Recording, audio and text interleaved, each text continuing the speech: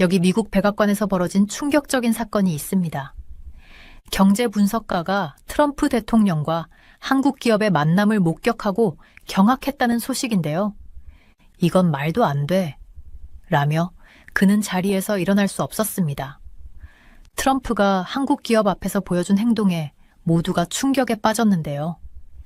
백악관 이스트룸에서 펼쳐진 30조 원 규모의 비밀 협상, 그 뒤에 숨겨진 한국의 실체는 대체 무엇이었을까요? 지금 바로 공개합니다. 그날 햇살이 비치는 아침, 백악관에 들어섰을 때 제 심장이 빠르게 뛰었어요.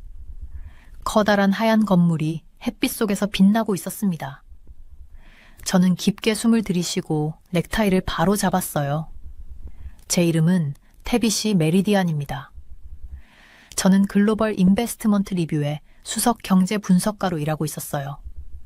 쉽게 말하면 저는 특히 제조업과 무역에서 세계적으로 돈이 어떻게 움직이는지 연구하는 사람이었습니다. 20년 동안 저는 정치가 세계 제조업에 어떤 영향을 미치는지 지켜봤었어요. 수많은 기업 발표 행사에 참석했었지만 이번은 뭔가 달랐습니다. 워싱턴의 모든 사람들이 이것에 대해 이야기하고 있었어요. 사람들은 돈이 쏟아져 들어오고 있다와 이전에 본 적 없는 수준이라고 속삭이고 있었습니다. 저는 이것이 사실인지 아니면 그저 말뿐인지 궁금했어요. 트럼프 대통령의 팀이 현대자동차 그룹과의 중요한 발표를 직접 보도록 저를 초대했었어요. 현대는 한국의 큰 자동차 회사입니다. 보안 검색을 마친 후 한 직원이 저를 화려한 장식이 있는 긴 복도를 통해 안내했어요. 저는 이 순간의 중요성을 느끼지 않을 수 없었습니다. 이것은 대통령이 몇 달 동안 말해왔던 관세가 매우 강력하게 작동한다는 것을 보여줄 것이었어요. 관세는 다른 나라에서 들어오는 물품에 대해 국가가 부과하는 추가 요금입니다. 이스트룸에 들어갔을 때 사람들이 흥분된 목소리로 이야기하며 웅성거리고 있었어요. 저는 루이지아나 주지사 제프 랜드리를 발견했습니다. 그는 이 거래를 성사시키기 위해 무대 뒤에서 정말 열심히 일했었어요.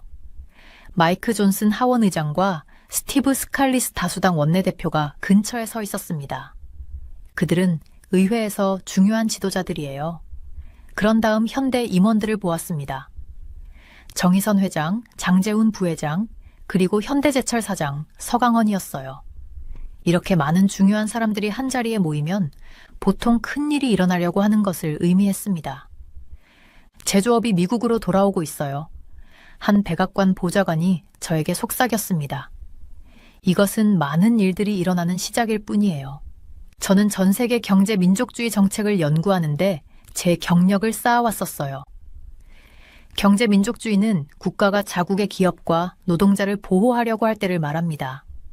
하지만 저는 미국에서 일어나고 있는 것처럼 글로벌 공급망을 바꾸려는 그렇게 큰 노력을 거의 본 적이 없었어요. 공급망은 원자재부터 상점에서 구매할 수 있는 완제품까지 제품이 어떻게 만들어지는지를 말합니다. 미국 일자리와 미국 제조업이라는 문구는 행정부의 주요 메시지가 되었었어요. 오늘은 그 말들이 실제로 미국의 실질적인 투자를 만들어내고 있는지 시험해 볼 것이었습니다. 트럼프 대통령이 방에 들어오자 모두가 박수를 쳤어요. 저는 제 노트북을 준비했습니다. 여러분이 정치에 대해 어떻게 생각하든 이것들은 실시간으로 일어나고 있는 역사적인 경제 변화였어요. 세계 제조업의 지도가 우리 눈앞에서 다시 그려지고 있었습니다. 저는 관세 정책이 미국 산업을 어떻게 재편하고 있는지에 대한 모든 세부 사항을 기록하기로 결심했었어요. 관계자들이 방 앞쪽에 자리를 잡는 것을 지켜보면서 저는 미국과 한국 국기가 나란히 서 있는 것을 알아챘습니다. 대통령이 연단에 다가가자 방이 조용해졌어요. 뉴스 카메라의 밝은 조명이 이스트룸을 더욱 밝게 만들고 있었습니다. 저는 많은 중요한 회의에 참석했었지만 이번은 달랐어요. 미국이 물건을 만드는 방식에 큰 변화가 일어나고 있다는 느낌이 공기 중에 있었습니다. 공장들이 몇 년 동안 다른 나라로 이전한 후에 우리는 그것들이 돌아오는 것을 보려고 하는 것일까요? 저는 펜을 꽉 쥐고 연단에 집중했어요. 행사가 시작되면서 스피커에서 오늘은 미국 제조업의 새로운 장을 열게 됩니다. 라는 목소리가 들렸습니다. 저는 제자리에서 앞으로 몸을 기울였어요. 이것이 제가 기다려온 순간이었습니다. 백악관에 오신 것을 환영합니다. 대통령이 환한 미소로 말했어요. 모든 사람들이 큰 뉴스를 듣기 위해 기다리면서 방은 조용해졌습니다. 현대는 무엇을 발표할까요? 그것이 미국 제조업을 어떻게 바꿀까요? 저는 곧 알게 될 것이었어요. 햇살이 이스트룸의 높은 창문을 통해 흘러들어와 반짝이는 바닥에 긴 직사각형 모양의 빛을 만들고 있었습니다. 역사가 만들어지고 있었고 저는 그것을 목격하기 위해 그곳에 있었어요. 경제 분석가로서 이런 순간들은 제가 살아가는 이유였습니다. 발표와 정책이 실제 사람들의 삶에 영향을 미치는 실질적인 변화로 바뀌는 순간들이었어요. 저는 그곳에 모인 모든 강력한 사람들을 둘러보았습니다. 정부 관료, 비즈니스 리더, 기자들이요. 우리 각자는 저마다의 방식으로 역사가 펼쳐지는 것을 지켜보고 있었습니다. 저에게는 이것이 그저 또 다른 뉴스 이야기가 아니었어요. 이것은 제가 수십 년 동안 추적해온 트렌드의 정점이었고 이제 하나의 중요한 발표에서 모두 함께 모이고 있었습니다. 제 펜이 노트북 위에서 맴돌며 곧 공개될 거래의 모든 말, 모든 약속, 모든 세부 사항을 기록할 준비가 되어 있었어요.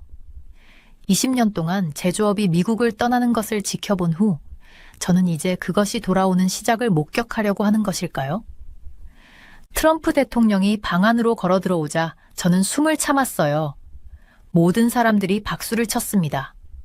저는 오늘 보고 들을 모든 것을 기록하기 위해 재빨리 노트를 펼쳤어요. 이건 제 눈앞에서 펼쳐지는 역사적 순간을 목격할 기회였습니다.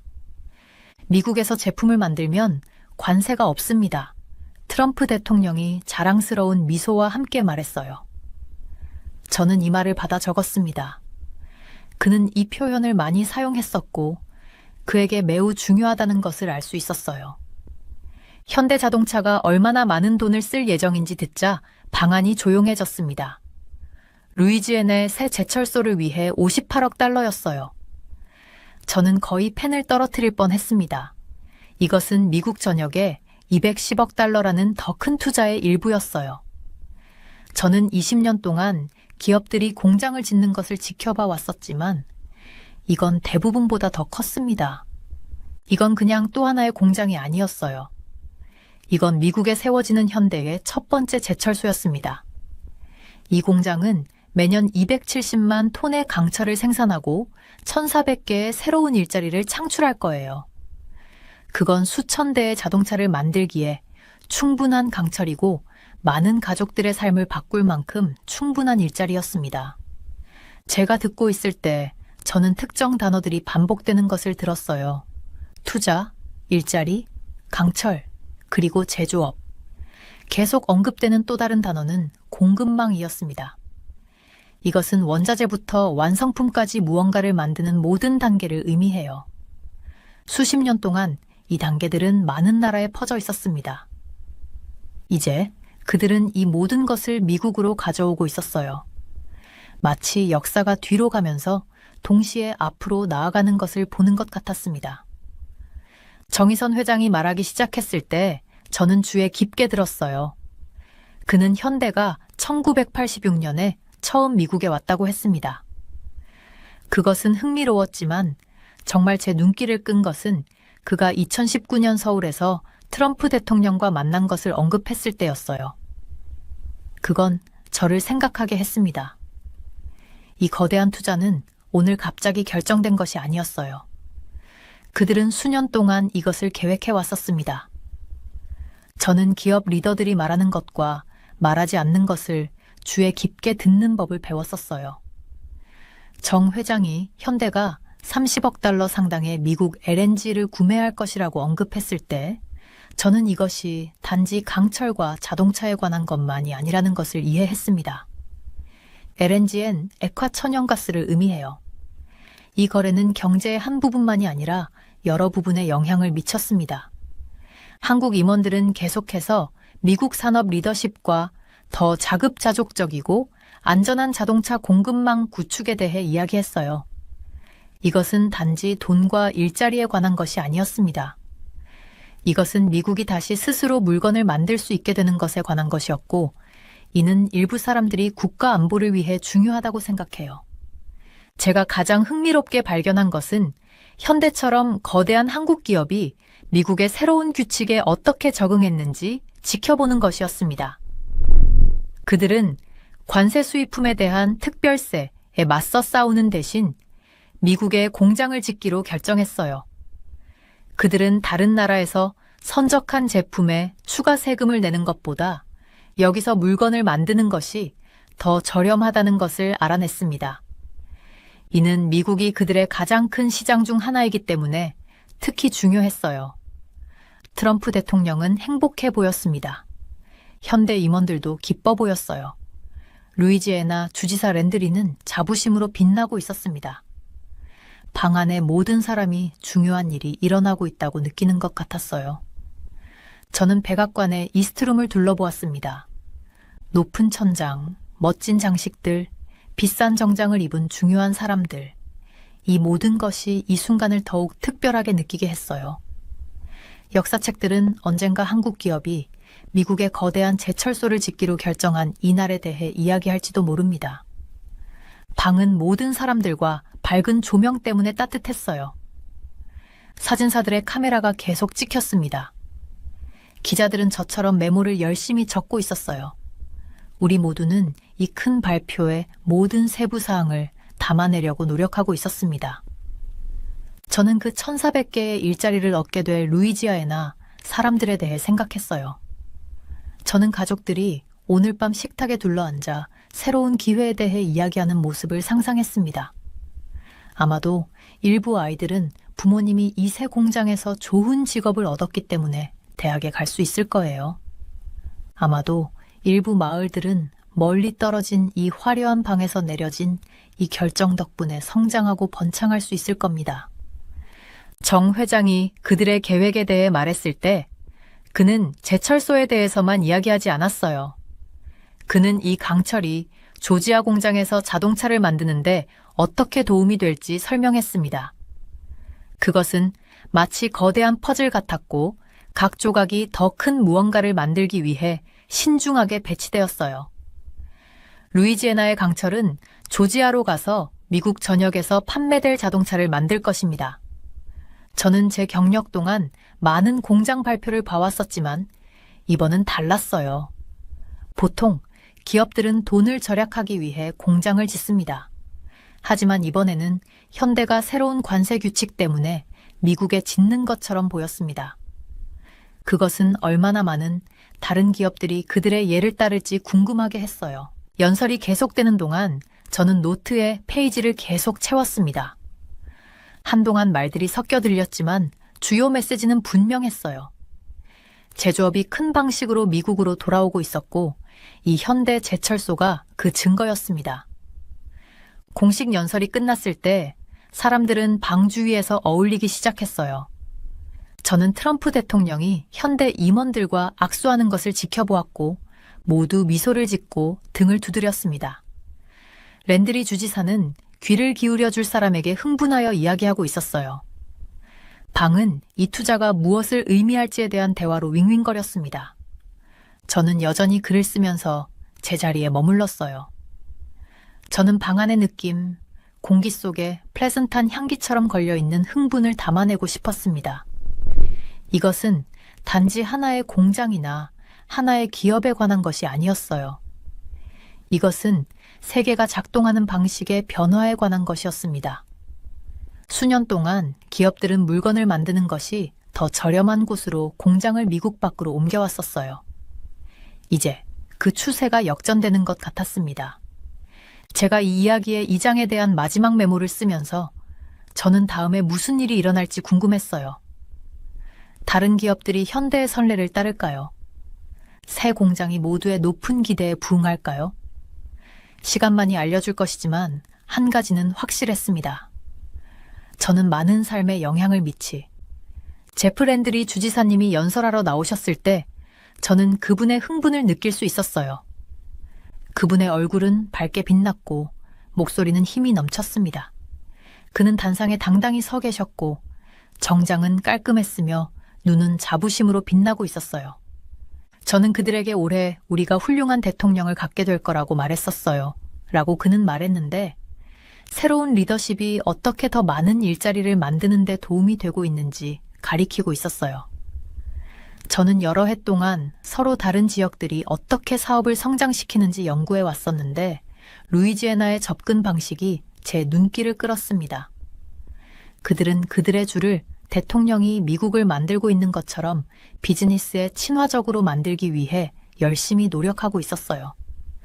저는 제프 랜드리 주지사님이 루이지애나에서 진행되는 500억 달러 규모의 건설 프로젝트를 몇 번이나 언급했는지 제 공책에 적었어요.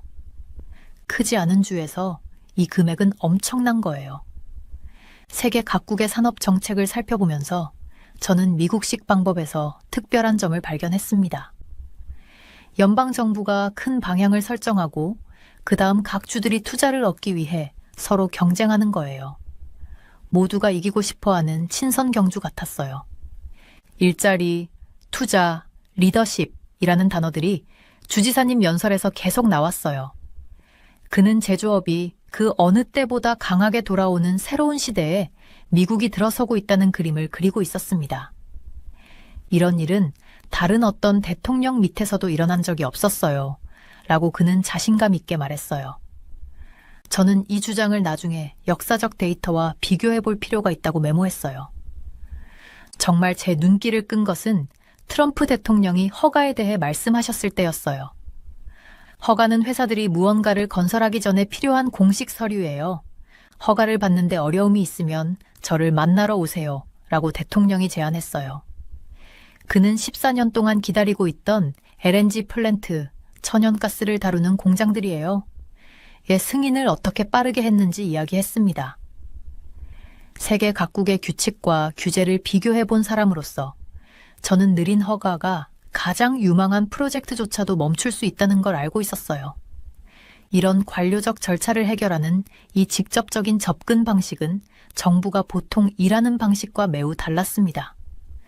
루이지애나의 새 제철소는 현지화된 공급망의 기초가 될 예정이었어요. 이는 여기서 만들어진 강철이 근처 조지아에 있는 현대자동차에 성장하는 자동차 생산을 지원한다는 뜻이에요. 함께 일하는 공장들을 가깝게 짓는 이런 접근 방식은 제가 독일과 일본에서 연구했던 성공적인 모델들을 떠올리게 했어요. 서로 협력하는 공장들이 가까이 있으면 그들은 더 효율적으로 일할 수 있고 새로운 아이디어도 더 빨리 나올 수 있습니다. 연사들의 말을 들으면서 저는 이 발표가 루이지아나 지역사회에 어떤 영향을 미칠지 생각했어요. 제철소의 1,400개 직접 일자리를 넘어서 전체 지역 경제에 파급 효과가 있을 거예요. 제철소는 원자재 이동부터 특수 서비스까지 광범위한 공급망을 만들어냅니다. 연사들이 기초와 안전한 공급망 같은 단어를 사용했을 때 그들은 장기적으로 이것이 얼마나 중요한지 강조하고 있었어요. 이런 산업 생태계가 한번 자리 잡으면 그것들은 보통 여러 세대 동안 지속되는 경향이 있습니다. 저는 방을 둘러보며 현장을 살펴봤어요.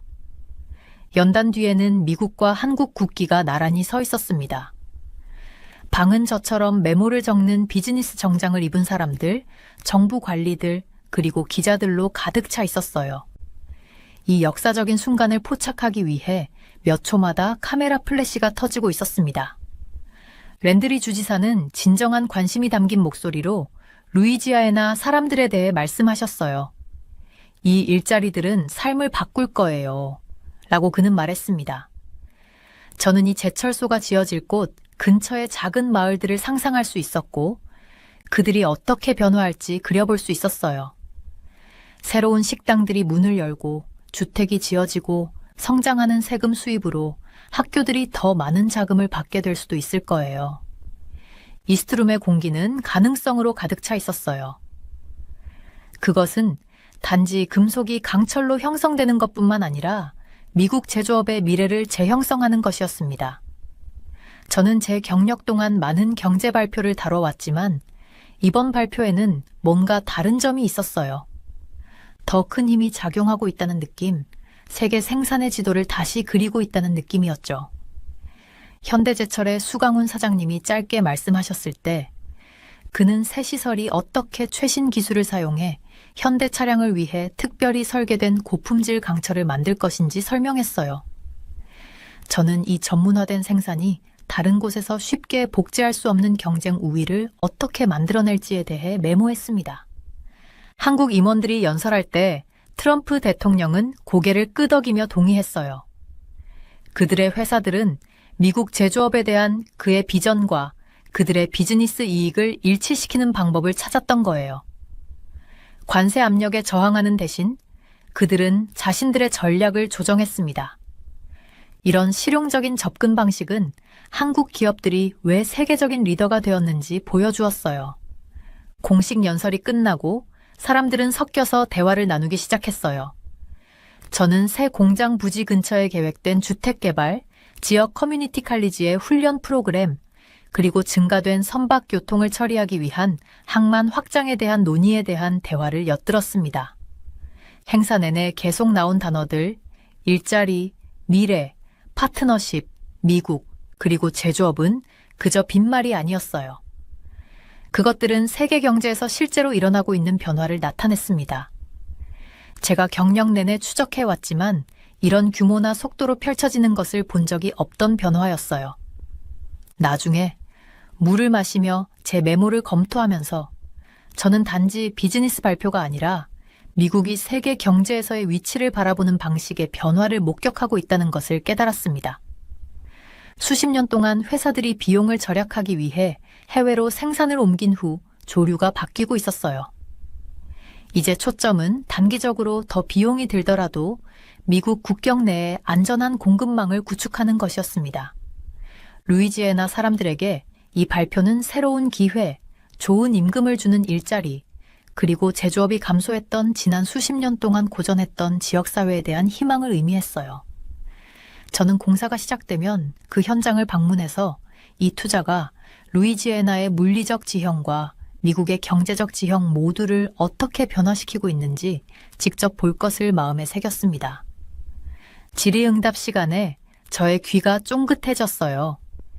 이 자리에서 이 거래가 세계 무역의 큰 그림에 어떻게 맞는지 더 배울 수 있었거든요. 경제 분석가로서 저는 항상 이런 연결점을 찾고 있었습니다. 4월 2일은 해방의 날입니다. 트럼프 대통령이 자신감 있게 발표했었어요. 그는 새로운 관세가 시작되는 날에 대해 이야기하고 있었죠. 저는 이게 흥미롭다고 생각했었습니다. 그는 관세를 제품을 막는 벽으로 설명하지 않고 불공정한 무역 관행에서 미국을 자유롭게 하는 방법으로 표현했었어요. 그가 상호적이라는 단어를 얼마나 자주 사용하는지 알아챘어요. 이것이 제 관심을 끌었는데 특정한 전략을 보여주고 있었기 때문이었죠. 행정부는 무작정 무역 장벽을 세우는 것이 아니었습니다. 그들은 미국의 큰 시장을 지렛대로 사용해서 다른 나라들이 자신들의 장벽을 낮추게 만들고 있었어요.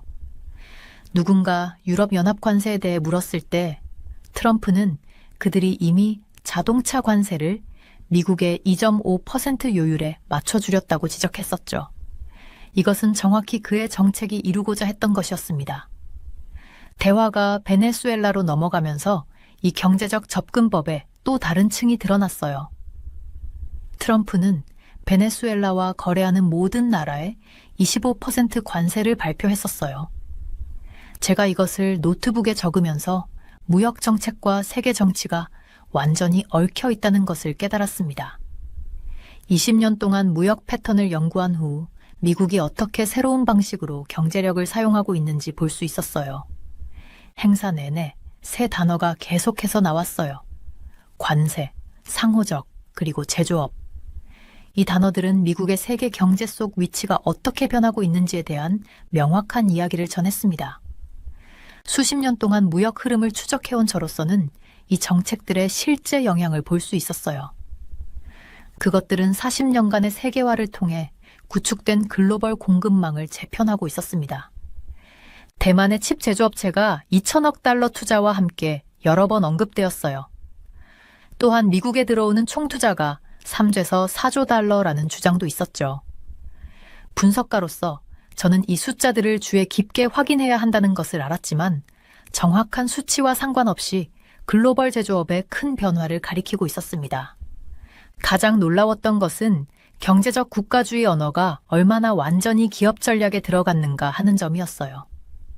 현대자동차의 임원들은 계속해서 미국 노동자와 미국 제조업을 강조하며 행정부의 메시지를 완전히 받아들이고 있었죠. 이것은 카메라를 위한 말뿐만이 아니었어요. 글로벌 기업들이 어디서 제품을 생산할지에 대한 결정을 내리는 방식에 깊은 변화를 보여주었습니다. 국경 없는 세계화의 수십 년 후에 국경이 다시 중요해지고 있었어요. 관리들과 임원들이 구체적인 무역 세부 사항을 논의할 때 방안은 에너지로 가득 찼었어요. 트럼프 대통령이 다른 나라들이 이제 미국 시장에서 지불하고 참여해야 한다고 설명할 때 랜드리 주지사가 열정적으로 고개를 끄덕이는 것을 지켜봤습니다. 한국 임원들은 침착함을 유지했지만 관세 숫자가 언급될 때 서로 시선을 교환하는 것을 볼 수 있었어요. 그들은 분명히 자신들의 전략을 신중하게 계산했었죠. 저는 들으면서 세계 무역의 역사에 대해 생각했었어요. 수십 년 동안 추세는 장벽을 제거하고 생산을 여러 나라에 분산시키는 것이었습니다. 오늘 제가 목격한 것은 극적인 반전이었어요. 전체 생산 체인을 국경 내로 다시 가져오는 것이었죠. 안보, 자립, 산업 능력과 같은 단어들이 이전 시대의 효율성과 비교 우위 중심에서 벗어나 토론을 지배했었어요. 질의응답 동안 공유된 통계는 생생한 그림을 그렸습니다. 미국의 무역 적자는 주요 부문에서 특정 비율만큼 감소했었어요. 제조업 고용은 특정 지역에서 증가했었죠.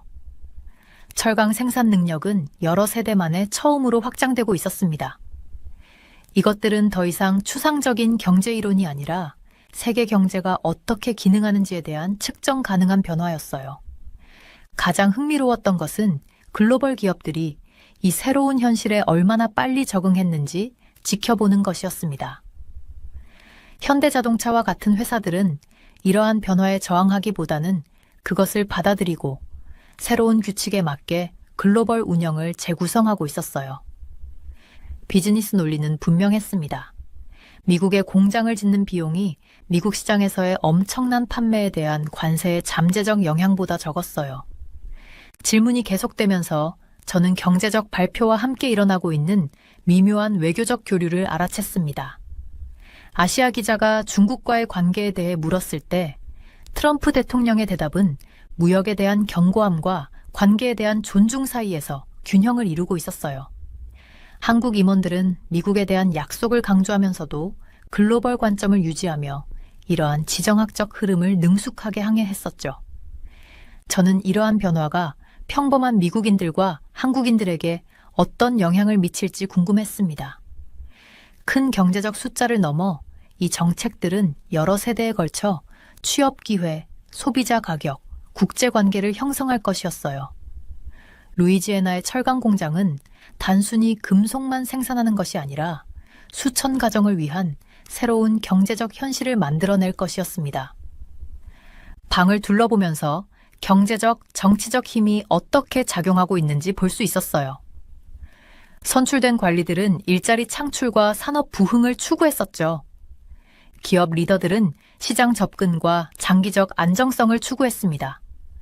그 결과로 나온 파트너십은 완벽하지 않았지만 변화하는 글로벌 조건에 대한 실용적인 대응을 나타냈어요.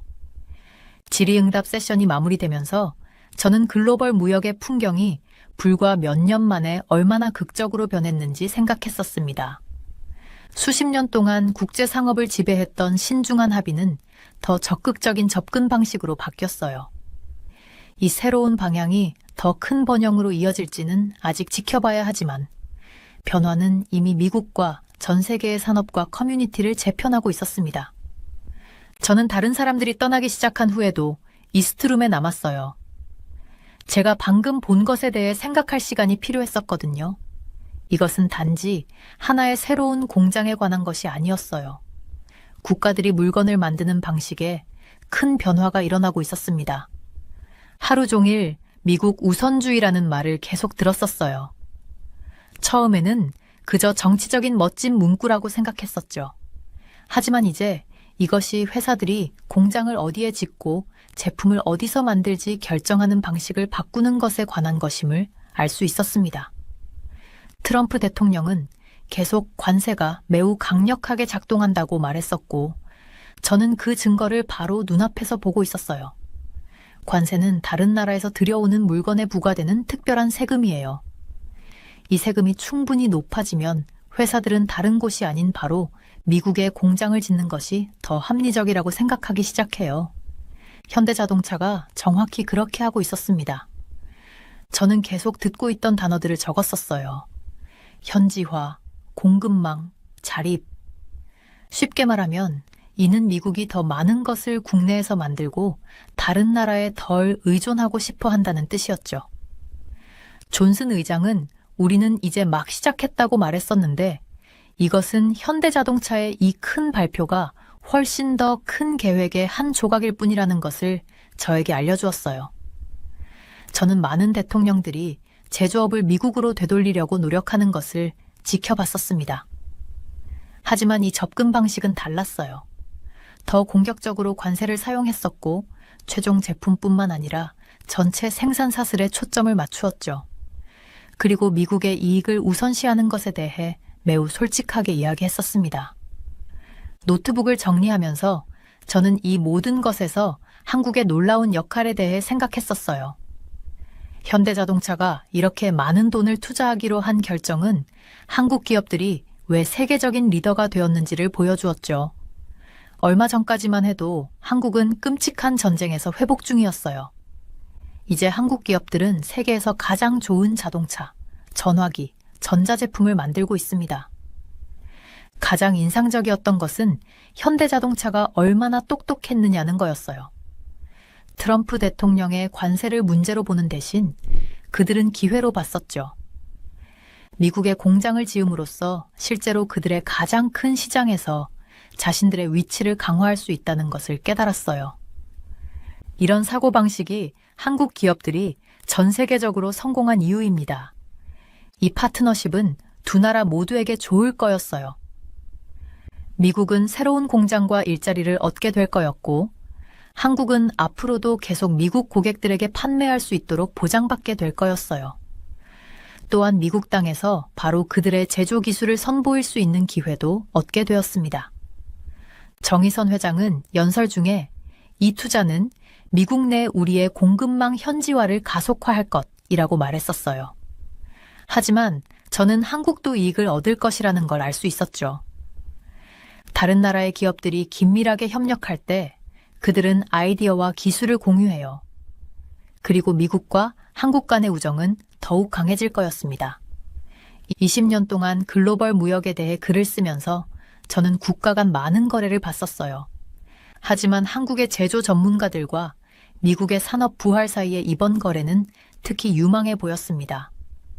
세계 경제에서 무슨 일이 일어나든 오늘 본 두 나라 간의 팀워크는 두 나라 모두에게 도움이 되는 방식으로 함께 일할 수 있는 방법을 보여주었어요. 그날 저녁 글로벌 인베스트먼트 리뷰에 제 기사를 썼을 때 저는 간단한 생각으로 마무리했었습니다. 복잡한 글로벌 무역의 세계에서 한국은 미국의 산업 미래를 위한 귀중한 파트너로 남아있는 이유를 다시 한번 보여주었다고요. 하지만 이 이야기는 단지 큰 발표 그 이상의 의미가 있었어요. 이것이 평범한 미국인들과 한국인들에게 무엇을 의미하는지 그 뒷이야기를 들려드릴게요. 이 제철소가 건설될 루이지아나 사람들에게는 삶이 큰 변화를 맞이하게 될 거였어요. 건설 노동자들은 이 거대한 시설을 짓는데 몇 년 동안 바쁠 거였죠. 일단 가동되면 1,400명이 철강을 만드는 새로운 일자리를 갖게 될 거였어요. 하지만 이것은 시작에 불과했습니다. 큰 공장이 마을에 들어오면 파급 효과가 생겨요. 식당은 노동자들에게 음식을 제공하느라 더 바빠지고, 호텔은 출장 온 사업가들로 가득 차고, 트럭 운전사들은 더 많은 배달을 하게 되죠. 지역 상점들은 더 많은 상품을 팔고 학교는 늘어난 세금으로 더 많은 자금을 받게 돼요.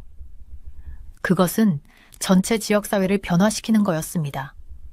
저는 수십 년 전에 공장을 잃고 어려움을 겪었던 미국 전역의 다른 마을들에서 이런 일이 일어나는 것을 봤었어요. 제조업이 돌아오면 그것은 희망과 기회를 가져와요. 일자리를 찾아 떠났을지도 모르는 젊은이들이 고향에 머물 수 있게 되고 가족들은 뿌리를 내릴 수 있게 되죠. 이 공장에서 만들어진 철강은 현대자동차가 차를 만드는 조지아로 이동할 거였어요. 이는 이주들 사이에 연결고리를 만들어요. 바로 미국 내의 작은 공급망인 거죠. 제철소와 자동차 공장 사이의 거리가 짧을수록 운송 비용이 낮아져요. 이것은 더 똑똑한 비즈니스이자 환경에도 더 좋은 일이었습니다. 이 공장들을 설립하는 데 도움을 주기 위해 미국에 오는 한국 노동자들과 엔지니어들에게는 그들의 지식을 공유하고 새로운 것도 배우는 것을 의미했었어요. 그들의 자녀들은 미국 학교에 다닐 수도 있고 그들은 한국의 전통을 유지하면서도 미국 지역사회의 일원이 될 거였죠. 이 인간적인 연결은 비즈니스 연결만큼이나 중요했습니다. 트럼프 대통령은 분명히 이 투자를 그의 관세 정책의 입증으로 보고 있었어요. 행사 중에 연사들이 관세의 위협이 그들의 결정에 어떤 영향을 미쳤는지 언급할 때마다 그의 얼굴은 환하게 빛났었죠. 그는 제조업을 되돌리겠다고 약속했었고 여기 그것이 일어나고 있다는 증거가 있었습니다. 현대자동차 임원들은 한국의 전문성에 자부심을 가지면서도 미국 노동자들에 대한 존중을 보여주기 위해 조심했었어요. 그들은 어떻게 미국에 선진 제조 기술을 가져올 것인지 강조했었죠. 이는 미국의 노하우를 대체하는 것이 아니라 한국의 혁신과 결합하는 것에 관한 것이었습니다.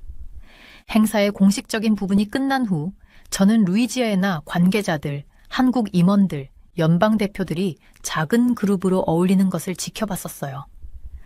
명함이 교환되었고 악수는 대화로 이어졌죠. 헤드라인이 사라진 후에도 오래 지속될 진정한 관계가 형성되고 있었습니다. 저는 밝은 햇살 속으로 백악관 밖으로 나왔어요. 워싱턴 DC의 거리는 일상을 보내는 사람들로 붐볐었고 대부분은 아마도 방금 발표된 주요 경제적 변화를 알지 못했을 거였어요. 하지만 앞으로 몇 년 동안 그 영향은 눈에 보이는 방식과 보이지 않는 방식으로 경제 전반에 퍼질 거였습니다. 수십 년 동안 제조업을 다룬 기자로서 저는 가장 중요한 경제적 변화들이 종종 조용히 한 번에 하나의 비즈니스 결정으로 일어난다는 것을 배웠었어요. 오늘 저는 그런 중요한 순간 중 하나를 목격했었죠. 단지 새로운 공장이 아니라 새로운 방향이었습니다. 저는 호텔로 돌아가기 위해 택시를 불렀어요. 마감 시간 전에 기사를 마쳐야 했지만 제 마음은 이미 다른 산업, 다른 회사들, 다른 나라들의 이것이 무엇을 의미할지 앞서 생각하고 있었습니다. 글로벌 경제 지도가 다시 그려지고 있었고 저는 그 현장의 최전선에 있었어요. 어디로 가시겠어요? 택시 기사가 물었어요. 메디슨 호텔로 가주세요. 저는 대답했죠. 그리고 괜찮으시다면 제조업이 미국으로 돌아오는 것에 대해 어떻게 생각하시는지 듣고 싶네요. 때때로 가장 흥미로운 관점은 일상적인 대화에서 나오죠. 우리가 수도를 통과하면서 저는 미국의 산업 부활이라는 이 전개되는 이야기에서 또 하나의 목소리를 들었습니다. 제 컴퓨터 화면에 표시된 납품 숫자를 보고 저는 제 눈을 믿을 수 없었어요. 제 이름은 제퍼 칼다리스 박사입니다. 저는 군사 차량을 연구하는 일을 하고 있었습니다. 특히 대포라고 불리는 포병에 집중하고 있었는데 지금 저는 한국이 하고 있는 일에 정말 놀랐어요. 이것은 정말로 한국 방위산업의 배송 클래스입니다. 노르웨이 오슬로에 있는 텅 빈 제 사무실에서 저는 혼자 말했어요. 저는 이 말을 제 일지에도 적었습니다. 한국의 공장들을 방문했을 때 이 표현을 여러 번 들었었어요. 바로 이번 주에 K9 자주포라고 불리는 이 큰 포 기계들이 전 세계 여러 나라로 보내지고 있었습니다. 북유럽, 동유럽, 그리고 심지어 호주까지 멀리 가고 있었어요. 저는 군사 차량이 이렇게 빠르게 납품되는 것을 전에 본 적이 없었습니다. 제가 살고 일하는 노르웨이는 방금 K9 자주포와 K5장 탄약 차량의 마지막 배치를 받았어요. 그들은 예정보다 일찍 주문을 완료했었습니다.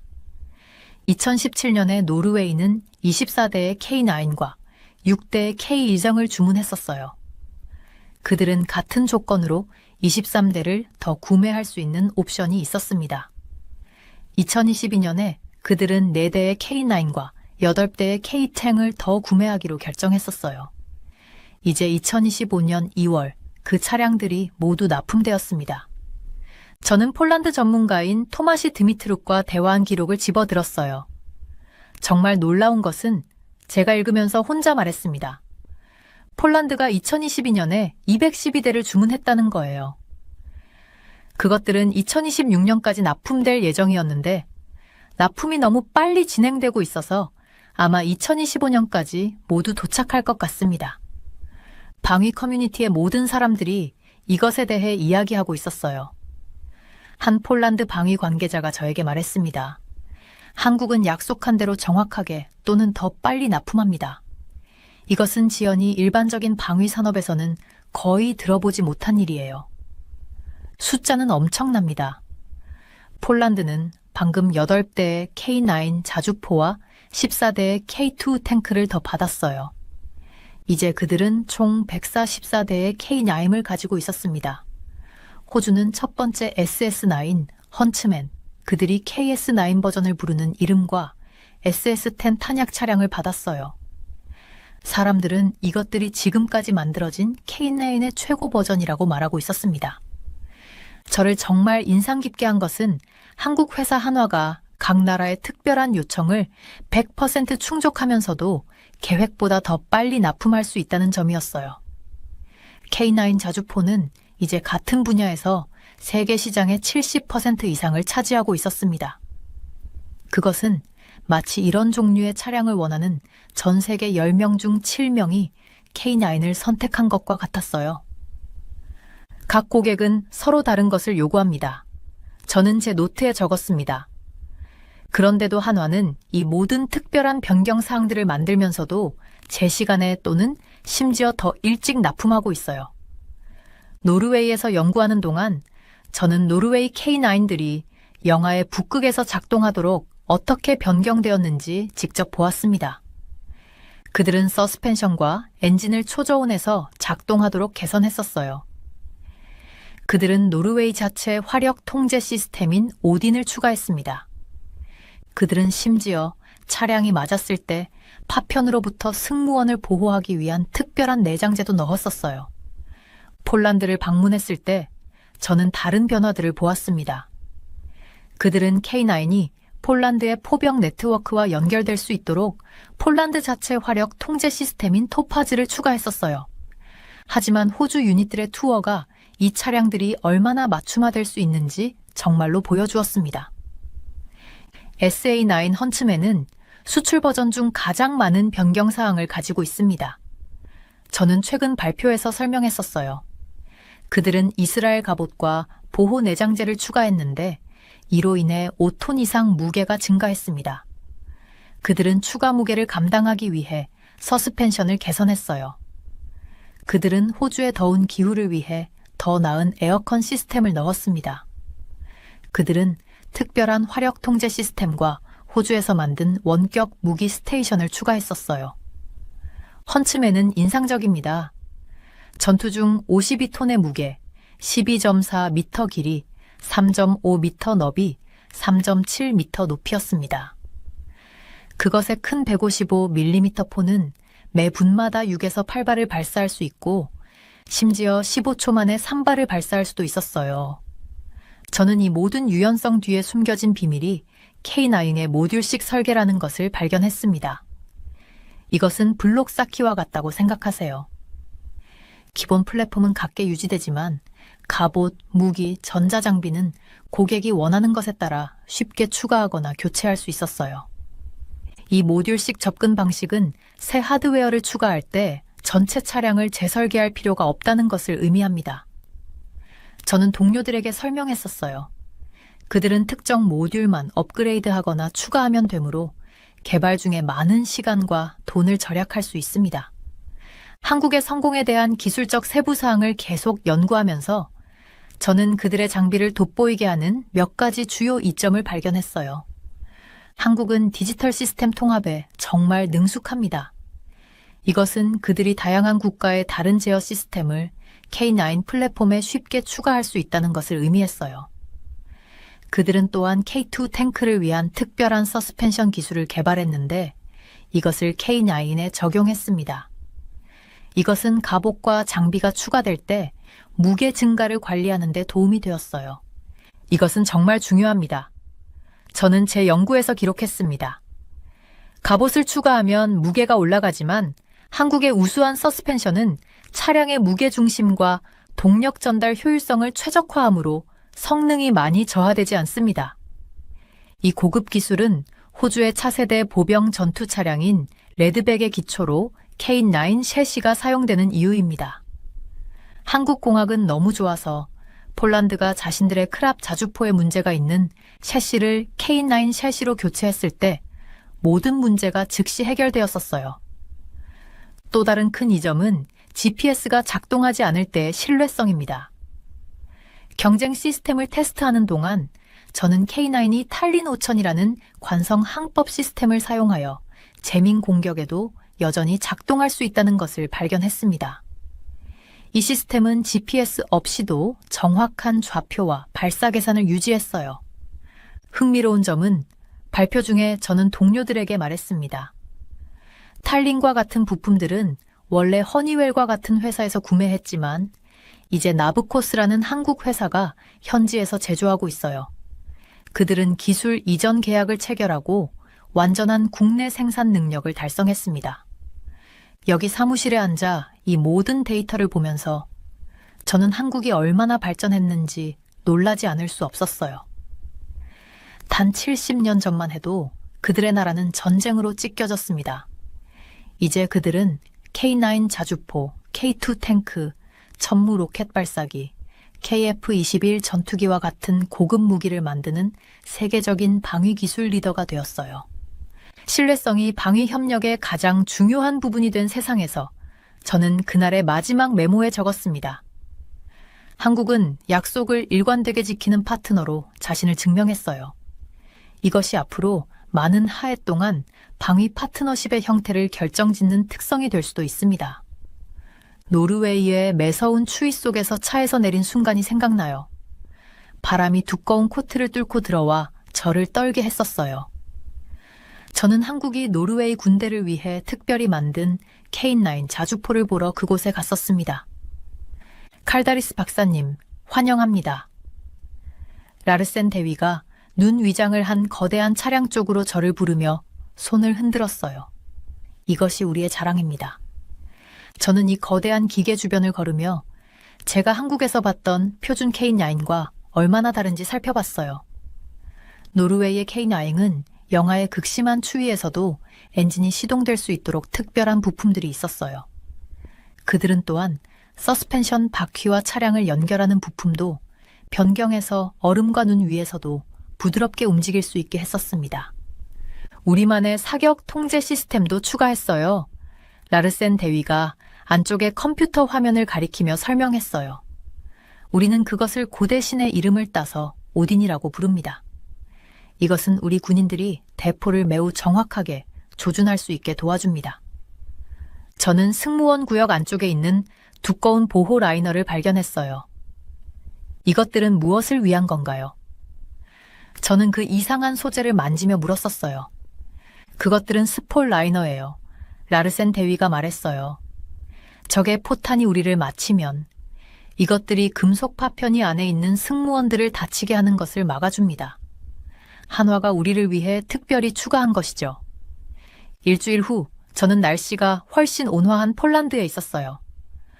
폴란드의 K9 자주포는 겉으로 보면 노르웨이의 것과 비슷해 보였지만 내부는 매우 달랐습니다. 우리의 주요 요청은 폴란드에서 만든 토파즈 사격 통제 시스템을 추가하는 것이었어요. 보이치엑 소령이 저를 안내하며 설명했어요. 이것은 우리의 K9을 다른 모든 포병 부대와 연결해 줍니다. 이제 그들은 서로 대화하고 팀으로 함께 일할 수 있어요. 하지만 제가 본 가장 인상적인 변화는 호주에서였어요. SA9 헌츠맨이라 불리는 그들의 버전은 거의 완전히 새로운 차량 같았습니다. 이것은 세계에서 가장 많이 변경된 K9 버전이에요. 콜린스 중위가 자랑스럽게 말했어요. 호주 버전은 이스라엘에서 만든 특수 장갑을 장착해 원래보다 5톤 이상 무거웠습니다. 이 추가 무게를 감당하기 위해 그들은 서스펜션 시스템을 업그레이드 했었어요. 우리는 더 좋은 에어컨 시스템도 필요했어요. 콜린스 중위가 이마에 땀을 닦으며 설명했어요. 우리의 여름은 매우 더울 수 있는데 이는 한국과 매우 다른 점이죠. 헌츠맨은 거대했어요. 52톤 무게에 길이 12.4m, 너비 3.5m, 높이 3.7m였습니다. 그 큰 155mm 포신은 매 분마다 6에서 8개의 큰 포탄을 발사할 수 있었어요. 빠른 연사로는 단 15초 만에 3발을 발사할 수 있었죠. 저를 가장 놀라게 한 것은 K9을 만드는 한국 회사인 한화가 각 나라마다 그들의 차량을 얼마나 많이 변경할 수 있는지였어요. 저는 한국의 그들 공장을 방문했을 때 엔지니어에게 이것에 대해 물어봤었습니다. 비밀은 우리의 모듈식 설계에 있어요. 그가 미소를 지으며 말했어요. K9을 블록 쌓기처럼 생각해 보세요. 주요 부분은 같게 유지하면서 다른 블록들, 방어구, 무기, 컴퓨터는 각 나라가 필요로 하는 것에 따라 추가하거나 변경할 수 있어요. 이것은 매우 똑똑한 방법이었어요. 매번 전체 차량을 다시 설계하는 대신 그들은 특정 부분만 변경하면 됐었습니다. 이렇게 하면 많은 시간과 돈을 절약할 수 있었죠. 대부분의 방위산업체들은 한 가지 버전을 만들고 고객들에게 그대로 가져가라고 말해요. 엔지니어가 계속해서 말했어요. 우리는 반대로 해요. 우리는 각 나라가 무엇을 필요로 하는지 물어보고 그것을 실현시켜 드립니다. 저는 이 유연성이 한화의 성공의 큰 이유라는 것을 깨달았어요. 다른 회사들은 변경 사항을 만들 때 종종 기한을 놓치거나 예산을 초과하곤 했었어요. 한화는 각 나라가 원하는 모든 변경 사항을 만들 뿐만 아니라 심지어 일찍 배달까지 했었습니다. 더 인상적인 것은 이러한 변화들을 만들면서도 품질을 유지한다는 점이었어요. 각 나라마다 다른 필요사항이 있었어요. 노르웨이는 추위로부터 보호가, 호주는 열로부터 보호가, 폴란드는 그들의 시스템이 다른 폴란드 장비와 함께 작동해야 했죠. 어떻게든 한화는 모든 것을 완벽하게 작동하게 만들었습니다. 호주에서의 시범 중에 저는 헌츠맨이 30km 떨어진 목표물에 3발을 발사하는 것을 봤어요. 원래 설계보다 5톤이나 무거운데도 불구하고 3발 모두 서로 몇 미터 안에 명중했었습니다. 이렇게 많은 변화에도 어떻게 정확도를 유지하나요? 저는 테스트 담당자에게 물었어요. 그것이 한국 엔지니어링의 아름다움이에요. 그가 대답했어요. 그들은 K9을 처음 설계할 때 미래의 변화를 예상했어요. 기본 플랫폼이 너무 좋아서 성능 손실 없이 이 모든 수정사항을 처리할 수 있어요. 이 접근법은 방위산업을 뒤집어 놓고 있었어요. 수십 년 동안 고객들은 제조업체가 제공하는 것에 맞춰야 했었습니다. 이제 한국은 제조업체가 고객이 필요로 하는 것에 맞출 수 있다는 것을 보여주고 있었어요. 그날 밤 호텔방에서 저는 일기장에 이렇게 썼어요. 한국의 맞춤화 의지는 모든 것을 바꾸고 있어요. 그들은 단지 무기를 파는 것이 아니라 파트너십을 구축하고 있어요. 그들은 각 나라가 필요로 하는 것을 듣고 그것을 실현합니다. 군사적 필요가 지리와 임무에 따라 크게 다양한 세상에서 이 유연성은 그들의 가장 큰 경쟁 우위가 되고 있어요. 호주를 떠나기 위해 짐을 싸면서 저는 제가 본 다양한 K9 버전들에 대해 생각했어요. 각각은 독특했고 그 환경과 임무에 맞게 조정되었지만 모두 핵심에는 같은 신뢰할 수 있는 한국 엔지니어링을 공유하고 있었습니다. 한화가 이제 자주포 글로벌 시장의 70% 이상을 차지하고 있는 것은 놀라운 일이 아니었어요. K양은 단지 무기가 아니었어요. 그것은 나라가 필요로 하는 것이 될 수 있는 플랫폼이었습니다. 그리고 그것이 저는 깨달았어요. 방위산업 제조에 대한 진정으로 혁명적인 접근법이었습니다. 저는 한국의 유명한 K9 천둥 자주포를 만드는 거대한 공장을 걸어다니면서 제 눈에 보이는 것을 믿을 수 없었어요. 기계 소리가 제 귀에 가득 차고 파란 유니폼을 입은 작업자들이 조립 라인에서 형태를 갖춰가는 거대한 차량 주변을 목적을 가지고 움직이고 있었습니다. 여기가 마법이 일어나는 곳이에요. 그날 저의 안내자인 박 씨가 말했었어요. 그는 차량 중 하나에 컴퓨터 시스템처럼 보이는 것을 조심스럽게 설치하고 있는 팀을 가리켰었죠. 저는 한국의 방위 산업을 여러 해 동안 연구해 왔었지만 직접 가까이서 보는 것은 완전히 다른 경험이었어요. 저희가 이곳에 온 지 1시간밖에 안 되었는데도 제 노트북은 이미 관찰 내용으로 가득 차 있었습니다. 이 차량들이 왜 그렇게 특별한가요? 저는 크레인이 거대한 포신을 제자리에 내려놓는 것을 보면서 물었었어요. 박 씨는 미소를 지었습니다. 모든 것은 우리가 다른 시스템들을 어떻게 함께 조합하느냐에 달려 있어요. 그가 설명했었어요. 블록을 쌓는 것처럼 생각하시면 돼요. 우리의 기본 차량은 같지만 각 나라가 필요로 하는 것에 따라 다른 부품들을 추가할 수 있어요. 저는 고개를 끄덕이며 그 개념을 이해했었어요. 그것은 다른 바퀴, 엔진 또는 페인트 작업으로 커스터마이징 할 수 있는 기본 장난감 자동차와 같았습니다. 가장 인상적인 것은 한국 엔지니어들이 다른 나라에서 만든 시스템들을 가져와서 자신들의 차량과 완벽하게 작동하도록 만들 수 있다는 점이었어요. 노르웨이는 오딘이라는 자체 사격 통제 시스템을 원했었고 폴란드는 토파즈 시스템이 필요했었으며 호주는 뜨거운 기후에 맞는 특별한 냉각 장치가 필요했었죠. 한국은 이 모든 것을 문제없이 작동하게 만들었었어요. 이것 좀 보세요. 박 씨가 공장의 다른 구역으로 저를 안내하며 말했었습니다. 우리는 거친 지형을 시뮬레이션하는 플랫폼에서 K9을 테스트하고 있는 구역에 멈췄었어요. 차량은 위아래로 흔들렸지만 주포는 놀랍게도 안정적으로 유지되고 있었습니다. 저건 우리의 특별한 형아 장치예요. 그가 설명했었어요. 국가들이 더 많은 장갑을 추가하면 차량이 무거워지지만 우리의 형아 장치는 모든 것이 균형을 유지하고 잘 작동하도록 해줘요. 저는 이것을 제 노트북에 적었었어요.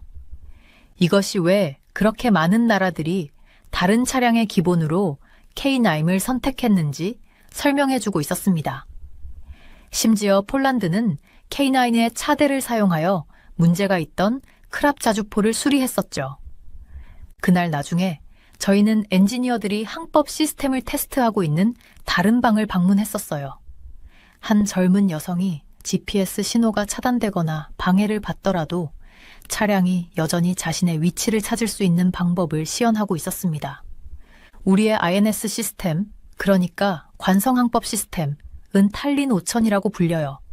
그녀가 저에게 말했었어요. 이것은 GPS 없이도 차량이 어디에 있는지 알 수 있어요. 이것은 적들이 당신의 신호를 방해하려고 할 때 현대 전쟁에서 매우 중요해요. 저를 가장 감동시킨 것은 한국이 처음에는 허니웰 같은 미국 회사로부터 이런 시스템을 구매했었지만 이제는 직접 만든다는 사실을 알게 된 것이었어요. 한국 회사인 나브코스가 현지에서 이것들을 만드는 방법을 배웠었습니다. 우리는 더 이상 이런 중요한 부품들을 위해 다른 나라들에 의존할 필요가 없어요. 박 씨가 자랑스럽게 말했었어요. 컴퓨터 화면과 테스트 장비로 가득 찬 방을 걸으면서 저는 많은 엔지니어들이 얼마나 젊은지 알아챘습니다. 몇몇은 갓 대학을 졸업한 것처럼 보였었죠. 우리의 강점은 우리 사람들에게 있어요. 박 씨가 제 시선을 따라가며 설명했었어요. 우리는 특히 공학과 컴퓨터 과학 분야의 교육에 많은 투자를 하고 있어요. 이 젊은 두뇌들이 우리의 미래 방위 시스템을 만들고 있어요. 저는 품질 관리 과정에 대해 물었고, 박 씨는 완성된 차량들이 엄격한 테스트를 받는 또 다른 구역으로 저를 안내했었습니다. 모든 차량은 배송 전에 극한 조건에서 테스트됩니다. 그가 말했었어요. 열, 추위, 비, 먼지. 우리는 그들이 모든 것을 견딜 수 있는지 확인해요. 이것이 우리 고객들이 우리를 신뢰하는 이유예요. 신뢰는 제가 방문 내내 계속 듣던 핵심 단어인 것 같았어요. 국가들은 한국 장비가 필요할 때 작동할 것을 신뢰했었고, 배송 일정과 품질을 신뢰했었습니다. 회사 식당에서 점심을 먹으며 저는 몇몇 엔지니어들과 대화를 나눴었어요.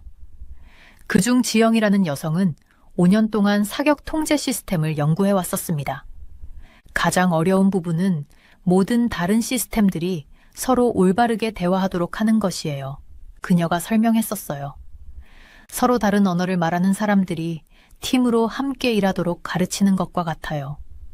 방문이 끝날 무렵 제 노트북은 가득 차 있었고 한국의 성공에 대한 저의 이해가 훨씬 더 명확해졌었습니다. 그것은 단지 좋은 장비를 만드는 것에 관한 것이 아니었어요. 그것은 높은 품질과 신뢰성을 유지하면서 각 고객의 요구에 맞게 적응할 수 있는 유연한 시스템을 만드는 것에 관한 것이었습니다. 그날 저녁 K9 천둥과 다른 무기 시스템이 탄생하는 거대한 산업단지가 내려다 보이는 호텔 창문에서 일몰을 바라보며 저는 제가 본 것에 대해 생각해 봤었어요. 70년 전 전쟁으로 폐허가 된 나라가 이제는 세계에서 가장 발전된 군사 장비로 다른 나라들이 스스로를 방어하도록 돕고 있었습니다. 그들은 약속한 것을 이행해요.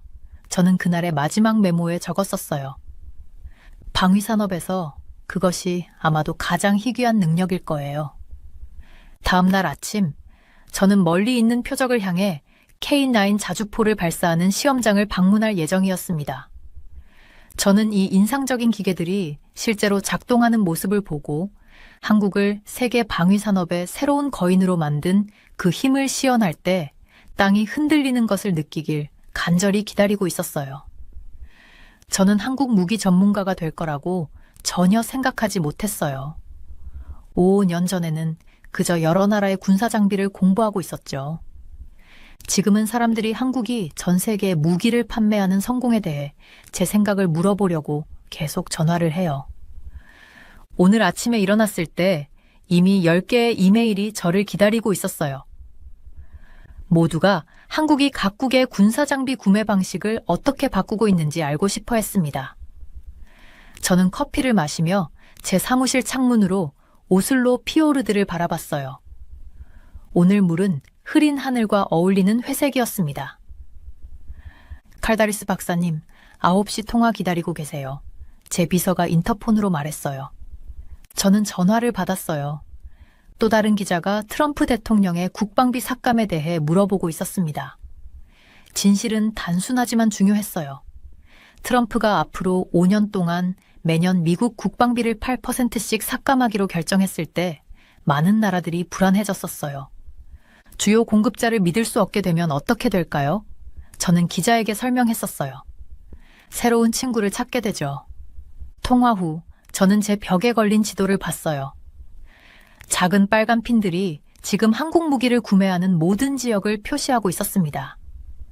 유럽 전역, 호주, 그리고 중동 일부 지역에 핀이 꽂혀 있었어요. 저는 지난달 코펜하겐에서 참석했던 회의를 기억했어요. 저는 말하지 않고 지켜보기만 했었죠. 유럽위원회 위원장 우르술라 폰 데어 라이엔이 연단에 섰고 그녀의 목소리는 단호했습니다. 우리는 유럽에서 만든 무기를 더 많이 구매해야 합니다. 그녀가 말했어요. 하지만 덴마크 총리 프레데릭센이 말했어요. 맞아요. 하지만 한국 같은 유럽 외부 파트너와 협력하는 것도 여전히 매우 중요합니다. 저는 그것을 제 노트북에 적었어요. 그것은 저에게 중요한 것을 알려주었습니다.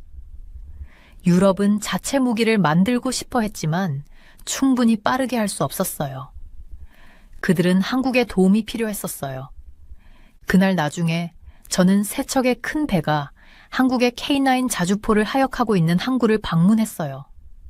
이 큰 포기계들은 일정보다 몇 달 앞서 노르웨이에 배달되고 있었습니다. 한 노르웨이 장교가 제 옆에 서서 지켜보고 있었어요. 우리는 이것들을 2년 전에 주문했어요. 그가 저에게 말했어요. 미국 회사들은 5년을 기다려야 한다고 했죠. 독일 회사들은 4년을 원했어요. 한국은 2년 만에 배달했습니다. 오늘날 세계에서 시간은 중요해요. 우크라이나에서의 러시아 전쟁을 지켜보는 국가들은 그들을 보호할 수 있는 무기를 몇 년 동안 기다리고 싶지 않았어요. 그들은 지금 당장 원했습니다. 점심에 저는 폴란드 출신의 방위 전문가인 마리아를 만났어요. 우리는 항구 근처의 작은 카페에 앉았었죠. 폴란드는 한국에서 212대의 자주포를 주문했어요. 그녀가 샌드위치를 먹으면서 말했어요. 원래는 2026년까지 도착할 예정이었지만 이제 올해 말까지 모두 가지게 될 거예요. 폴란드가 한국을 선택한 이유가 뭐였나요? 제가 물었어요. 신뢰죠. 그녀가 간단히 말했어요. 우리는 다른 공급자들을 시도해봤지만 한국만이 약속한 것을 약속한 시간에 정확히 배달합니다. 신뢰. 저는 그 단어를 제 노트북에 적고 2번 동그라미를 쳤어요. 사무실로 돌아와서 저는 최신 판매 수치를 봤어요. 한국은 이제 자주포 세계 시장의 70% 이상을 차지하고 있었습니다. 10년 전에는 10% 미만이었어요. 이것은 단지 좋은 무기를 만드는 것에 관한 것이 아니었어요. 국가들이 자신의 안전에 대해 생각하는 방식을 바꾸는 것에 관한 것이었습니다. 저는 컴퓨터로 돌아가 제가 인터뷰한 관계자들의 인용구가 있는 파일을 열었어요. 영국 국방장관의 한 말이 눈에 띄었습니다. 수십 년 동안 우리는 미국이 항상 우리의 주요 공급자가 될 것이라고 가정했어요. 이제 그렇게 확신하지 못합니다. 우리는 다른 선택지가 필요해요. 그날 저녁 저는 오슬로 대학에서 간견을 했어요. 방은 학생들과 군 장교들로 가득 찼었죠. 무기 판매의 세계는 변하고 있어요. 저는 그들에게 말했어요. 국가들은 전에는 정치적으로 가까운 곳에서 구매했었죠. 이제는 품질 좋은 제품을 제 시간에 배달할 수 있는, 믿을 수 있는 곳에서 구매합니다. 한 학생이 손을 들었어요. 하지만 한국은 미국이나 중국과 경쟁하기에 너무 작지 않나요? 저는 미소 지었어요. 한국은 불과 70년 전만 해도 가난하고 전쟁으로 찢긴 나라였어요. 이제 그들은 자신들의 게임에서 세계 강대국들을 이기고 있습니다. 그들은 시장의 틈새, 신뢰성을 발견하고 완벽하게 채웠어요. 그날 밤 집으로 운전하면서 눈이 오슬로에 부드럽게 내리기 시작했어요. 저는 한국이 보호가 필요한 나라에서 다른 이들을 보호하는 나라로 어떻게 변했는지 생각했습니다. 그들은 구매자에서 판매자로, 학생에서 교사로 변신했었어요. 제 전화가 노르웨이 국방장관의 메시지로 울렸어요. 내일 만날까요? 한국 주문을 확대하는 것에 대한 생각이 필요해요. 저는 네, 라고 답장하고 전화를 내려놓았어요. 세계는 변하고 있었고 한국은 그것을 변화시키는 데 도움을 주고 있었습니다. 큰 약속을 하는 큰 나라들은 더 이상 자동적으로 신뢰받지 않았어요. 행동이 말보다 더 크게 말했고 한국의 행동은 정말 크게 말하고 있었죠. 집 앞에 차를 세우면서 저는 이 모든 것이 미래에 무엇을 의미하는지 궁금했어요. 미국과 유럽이 경쟁하기 위해 노력할까요? 중국이 품질을 향상시킬까요? 아니면 한국이 계속해서 영향력을 확대할까요? 한 가지는 확실했어요. 동쪽에서 온 천둥 소리가 전 세계에서 들리고 있었고 그것은 모든 것을 바꾸고 있었습니다. 지난달에 저는 한국항공우주산업 KAI를 방문해서 전투기 생산을 봤어요. 공장 바닥은 깨끗했고 작업자들은 목적을 가지고 움직였었죠. 제 눈에 띈 것은 모든 것이 얼마나 정확했는지였어요. 로봇들이 사람 머리카락 굵기만큼의 정확도로 항공기 부품을 배치했었습니다. 이것이 바로 PACS 시스템, 위치 및 자동화 제어 시스템이었어요. 아무것도 추측으로 이루어지지 않았었죠. 이렇게 해서 품질을 유지합니다. 당일 저의 가이드였던 박 엔지니어가 설명했어요. 그는 미터의 100만 분의 1까지 정확한 숫자를 보여주는 화면을 가리켰습니다. 모든 부품이 매번 완벽하게 맞아요. 저는 작년에 방문했던 중국의 홍두 항공사를 생각했어요. 그곳에서는 작업자들이 나무 망치로 항공기 부품을 성형하는 것을 봤었습니다. 마치 제2차 세계대전 시대의 방법을 보는 것 같았죠. 대조가 더 분명할 수 없었어요. 결과는 스스로를 말해줍니다. 한국의 FA-50 전투기는 90% 이상의 시간 동안 비행 준비가 되어 있어요. 새로운 KF-21 전투기는 단 하나의 결함도 없이 1300회 이상의 시험 비행을 완료했었습니다. 이것들은 단지 종이 위의 숫자가 아니에요. 조종사들에게 생사가 걸린 신뢰성을 나타내는 것이죠. 저는 노르웨이 공군의 젠센 대령과의 대화를 떠올렸어요. 우리가 항공기를 살 때 그가 저에게 말했었죠. 우리는 단지 금속과 엔진을 사는 것이 아니에요. 우리는 신뢰를 사는 거예요. 우리 조종사들이 음속의 2배 속도로 날 때 이 기계를 신뢰할 수 있을까요? 신뢰는 정확히 한국이 판매하고 있는 것이고 국가들이 구매하고 있어요. 사우디아라비아는 최근에 이것을 분명히 했었습니다.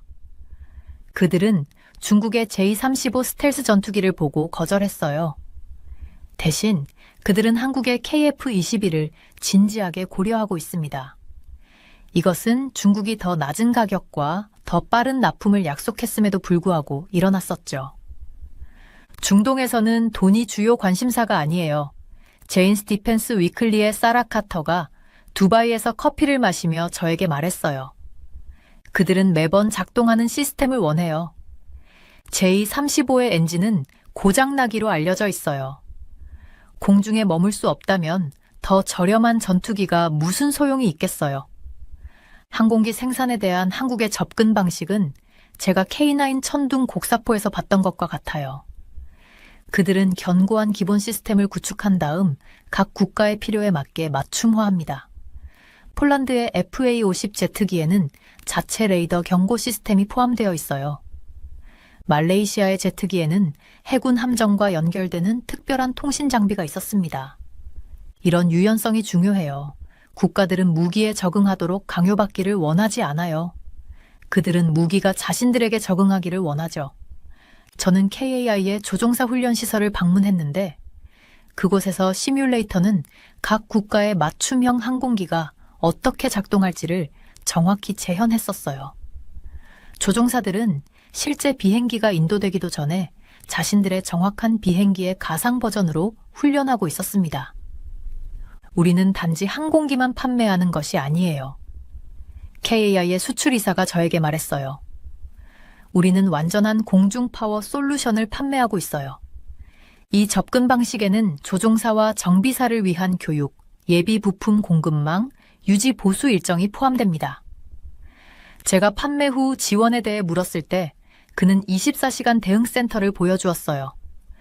고객이 새벽 3시에 문제가 있다면 우리는 준비되어 있어요. 그가 말했어요. 그것이 한국의 방식이죠. 이런 신뢰성은 배송 일정에도 적용됩니다. 한국은 항공기 배송 날짜를 놓친 적이 없어요. 사실 그들은 K9 곡사포처럼 종종 일찍 배송했었죠. 이로 인해 세계 전투기 시장이 변화하고 있어요. 미국과 유럽 국가와 같은 전통적인 공급업체들은 우크라이나 지원에 집중하고 있어요. 그들의 생산 라인은 최대 용량으로 가동되고 있으며 대기 목록은 길어지고 있습니다. 한편 중국은 신뢰성에 대해 너무 많은 질문을 불러일으키는 검증되지 않은 대안을 제공하고 있었어요.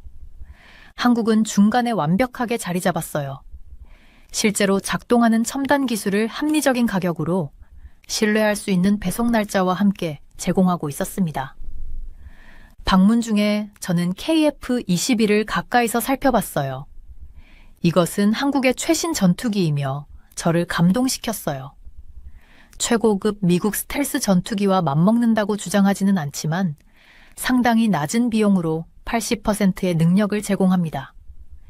이 항공기는 한국과 서방의 무기를 모두 탑재할 수 있어 많은 국가의 기존 시스템과 호환됩니다. 우리는 시장에서 우리의 위치에 대해 현실적이에요. 프로그램 이사가 저에게 말했어요. 우리는 모든 사람보다 낫다고 주장하지 않아요. 우리는 우수한 가치와 완전한 신뢰성을 제공해요. 이러한 정직함은 과장된 주장이 흔한 방위 산업에서 신선해요. KF-21의 개발 이야기는 또 다른 한국의 강점을 보여줍니다. 배우고 개선하는 것이죠. 한국은 이 프로젝트에 인도네시아를 파트너로 삼았었어요. 그들은 또한 특정 구성 요소에 대해 경험 많은 서방 항공우주 회사들을 불러들였습니다. 모든 것을 알고 있다고 가장하는 대신 그들은 전문 지식을 찾아 흡수했어요. 저는 이 프로젝트에 컨설팅을 했던 한 미국 엔지니어와 이야기했어요.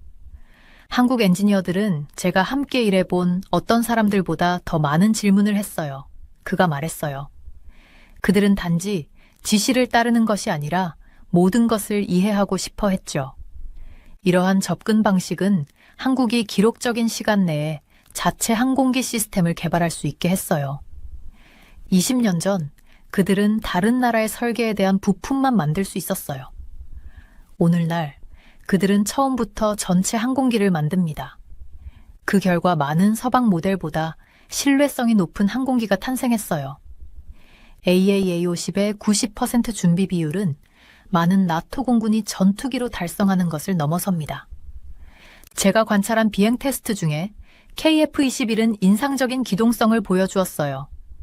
디지털 비행 제어 장치는 오래된 항공기라면 실속할 움직임을 수행할 수 있게 해요. 한국 시험 조종사는 이러한 기능이 어떻게 전장에서의 이점으로 바뀌는지 설명했어요. 더 좁게 회전할 수 있는 전투기는 근접 전투에서 우위를 가져요. 그가 말했어요. 우리의 디지털 시스템은 조종사가 비행의 물리적 한계에 더 가깝게 밀어붙일 수 있게 해요. 항공기 자체를 넘어 한국은 공중 방어 기술의 전체 생태계를 개발했어요. 그들의 KMS-AM 미사일 시스템은 지상에 있는 항공기를 보호합니다. 그들의 공대지 미사일은 비행기가 안전한 거리에서 목표물을 공격할 수 있게 해요.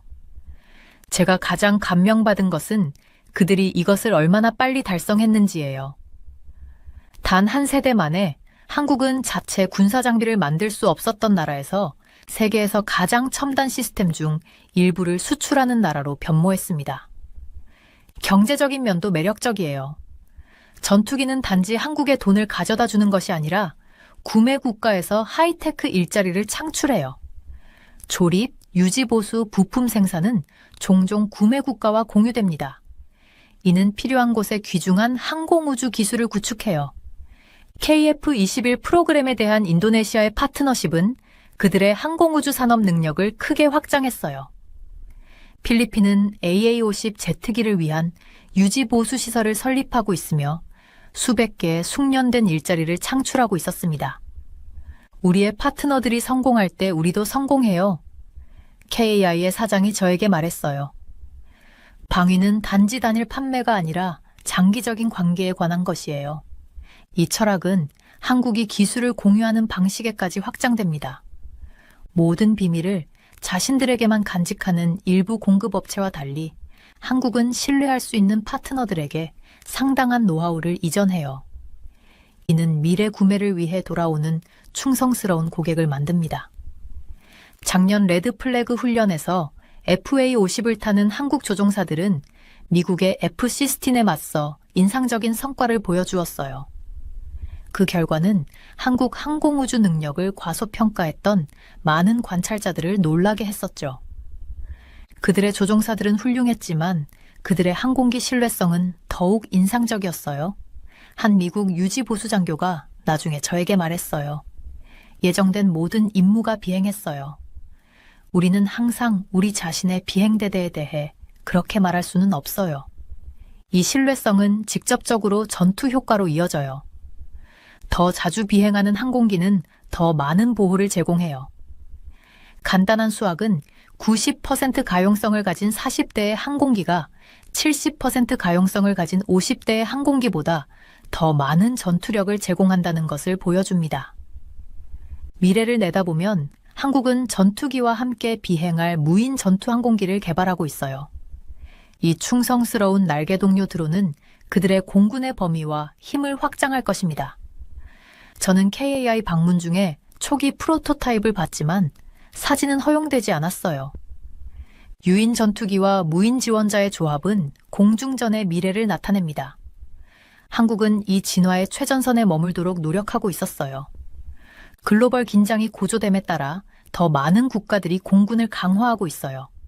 한국은 능력, 신뢰성, 경제성의 균형을 맞춘 항공기로 이러한 수요를 충족시키기에 완벽한 위치에 있습니다.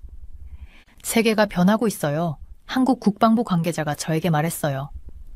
국가들은 그들의 주권을 존중하는 파트너로부터 신뢰할 수 있는 방위 솔루션이 필요해요. 그것이 한국 항공우주 수출이 매년 성장하는 이유예요. 저는 이 성장이 계속될 것이라고 생각해요.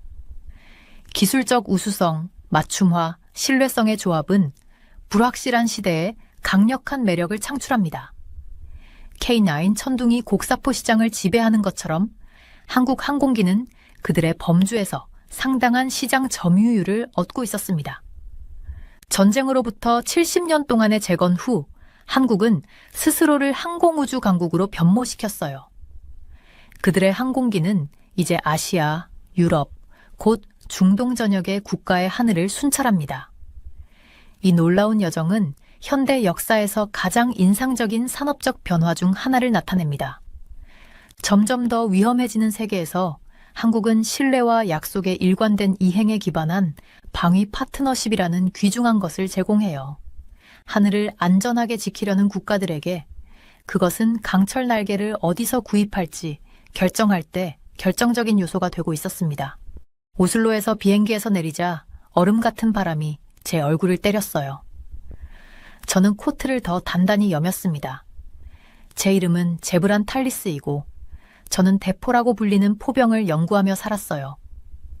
20년이 넘게 이 강력한 무기들이 어떻게 변화했는지 지켜봤었습니다. 하지만 나만이 세계 최고의 포병을 만드는 것을 보는 것만큼 흥미로운 일은 없었어요. 공항에서 군복을 입은 한 남자가 저에게 다가왔습니다. 탈리스 박사님, 노르웨이에 오신 것을 환영합니다. 그가 미소를 지으며 말했어요. 시연은 내일 아침 8시에 시작합니다. 우리 장군들이 박사님의 의견을 듣고 싶어 하고 있었어요. 저는 특별한 것을 보러 왔어요. K9 천둥이라고 불리는 무기 시스템입니다. 이것은 북유럽의 많은 나라들이 구매하고 싶어하는 거대하고 움직일 수 있는 대포예요. 저는 몇 달 동안 이것에 대해 배웠었고 대부분 사람들이 모르는 것을 알고 있었습니다. 우리가 군사기지로 운전하는 동안 저는 안내원에게 말했어요. K9 시스템에 대해 흥미로운 점이 있어요. 한국인들은 오로라 프로젝트라고 부르는 비밀 프로그램을 운영했었습니다. 그들은 특별히 극도로 추운 곳에서 작동하도록 만들었어요. 앞길은 눈으로 덮여 있었고 먼 곳까지 뻗어 있었습니다. 차 창문을 통해 눈 덮인 나무들과 언덕을 볼 수 있었어요. 노르웨이는 아름답지만 믿을 수 없을 정도로 추웠습니다. 대부분의 사람들은 K9의 탄약을 운반하는 차량인 K10이 처음에는 추운 날씨에서 심각한 문제가 있었다는 것을 모르고 있었어요. 저는 계속 말했습니다. 엔진룸이 얼어붙었어요. 엔진 내부에 움직이는 부품인 피스톤이 멈췄었죠. 북유럽에서 볼 수 있는 온도에서는 전체 시스템이 멈추곤 했었습니다. 제 안내원이 관심을 보이며 고개를 끄덕였어요. 우리 차의 히터가 따뜻한 공기를 내뿜어서 이 혹독한 추위에서 기계들이 어떻게 고생하는지 생각하게 만들었습니다. 하지만 한국인들은 포기하지 않았어요. 저는 말했습니다. 그들은 특별한 냉동 챔버를 만들었어요. 섭씨 영하 40도 이하로 온도를 낮출 수 있는 방이요. 엔지니어들은 엔진과 부품을 부드럽게 움직이게 하는 윤활유라고 불리는 두꺼운 기름을 테스트했었어요. 그들은 모든 문제를 해결할 방법을 찾았습니다. 우리 차는 더 작은 도로로 접어들었어요. 내리는 눈을 통해 저는 멀리서 군사기지의 윤곽을 볼 수 있었습니다. 그들의 비밀 프로젝트에서 나온 모든 개선점들이 나중에 K10의 설계에 포함되었어요. 저는 설명했습니다. 그래서 이제는 가장 혹독한 겨울 조건에서도 제대로 작동할 수 있게 되었어요. 제가 읽고 번역했던 한국 보고서가 생각났어요. K9 자주포와 K-랭 탄약 운반 장갑차는 지금 북유럽을 비롯해 전 세계에서 최고의 스포트라이트를 받고 있습니다. 라고 저는 기억에서 인용했어요. 우리 차가 눈 덮인 시골을 지나는 동안 저는 나만이 어떻게 이렇게 발전된 무기를 만들 수 있었는지 생각했어요. 그들은 이제 수백 년 동안 군사 장비를 만들어 온 유럽 국가들에게 무기를 판매하고 있었습니다. 내일은 흥미로울 거예요. 제 안내원이 말했어요. 저희 자체 포병 시스템과 K9을 비교해서 보실 수 있을 겁니다. 저는 고개를 끄덕이며 설렘을 느꼈습니다. 내일 저는 K9 천둥이 제가 들었던 모든 이야기에 부합하는지 알아낼 거예요. 정말로 이 얼어붙는 날씨에서 완벽하게 작동할까요? 정말로 다른 비슷한 무기보다 더 멀리, 더 정확하게 발사할 수 있을까요? 정말로 다른 차량들이 빠지는 눈과 얼음 위에서 빠르게 움직일 수 있을까요? 이제 해가 지고 있었고 눈 덮인 풍경을 아름다운 주황색과 분홍색 그림자로 물들이고 있었어요. 멀리서 우리가 가까워질수록 군사기지의 불빛이 더 밝아지는 것을 볼 수 있었습니다. 군용 트럭과 인력이 움직이며 내일의 시연을 준비하고 있었어요. 저는 공책을 꺼내서 내일 답을 얻고 싶은 몇 가지 질문을 적었습니다. K9은 얼마나 빨리 발사하고 새로운 위치로 이동할 수 있을까요? 바퀴 달린 차량과 비교해서 눈 속에서 그것의 궤도 설계는 어떻게 작동할까요? 추위가 발사, 정확도에 영향을 미칠까요? 제 안내원이 제가 글을 쓰는 것을 알아챘어요. 달리스 박사님은 정말 연구에 철저하시네요. 제가 포병을 이렇게 오래 연구해 왔으니 작은 세부 사항을 찾는 법을 배웠어요. 저는 대답했습니다. 때로는 가장 작은 것들이 병사들이 가장 필요로 할 때 무기가 작동하는지 여부에 가장 큰 차이를 만들어요. 우리가 기지에 도착하자 병사들이 경례를 하며 우리 차를 보안 게이트로 통과시켰습니다. 기지는 활기가 넘쳤어요. 정비사들이 장비를 확인하고 장교들이 계획을 검토하고 승무원들이 내일 시연을 위해 차량을 준비하고 있었습니다. 오늘 밤은 장교 숙소에서 머무르실 수 있게 준비했습니다. 우리가 주차하자 제 안내원이 말했어요. 1시간 후에 식당에서 저녁 식사가 제공됩니다. 저희 최고 포병 지휘관 몇 명이 함께 할 거예요. 저는 트렁크에서 가방을 꺼내서 그를 따라 따뜻한 건물로 들어갔습니다. 긴 비행과 추운 운전 후에 저는 따뜻한 식사와 노르웨이 장교들과의 대화를 기대하고 있었어요. 그들은 왜 한국 포병 시스템에 관심이 있는지에 대한 자신만의 관점을 가지고 있을 것입니다. 내일은 중요한 날이 될 거예요. 많은 나라들이 그들의 포병 무기에 대해 생각하는 방식을 바꿀 수 있는 날이요. K9이 이 혹독한 조건에서 잘 작동한다면 더 많은 유럽 국가들이 미국이나 유럽 무기 대신 한국 무기를 구매할 수 있다는 것을 의미할 수 있습니다. 저는 내일의 야외 시연을 위해 방한복을 꺼냈어요. 일기예보에 따르면 기온이 섭씨 영하 25도까지 떨어질 예정이었습니다. KA의 비밀 오로라 프로젝트가 성공이었는지 진정으로 테스트하기에 완벽한 조건이었어요. 시험장은 제 앞에 펼쳐져 있었어요. 울창한 소나무들로 둘러싸인 거대한 하얀 공간이었죠. 노르웨이 장교들이 근처에 모여 서 있었는데 그들의 숨결이 얼어붙은 아침 공기 속에서 작은 구름을 만들고 있었어요. 저는 중요한 것을 지켜보기 위해 여기에 왔습니다.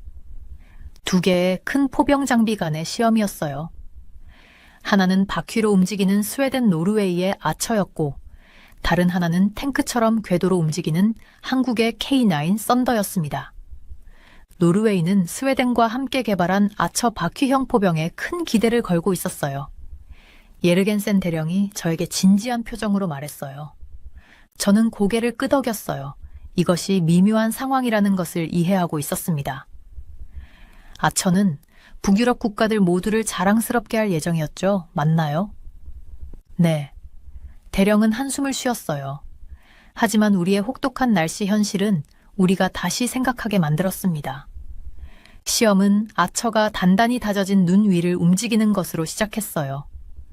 빠르고 현대적으로 보였습니다.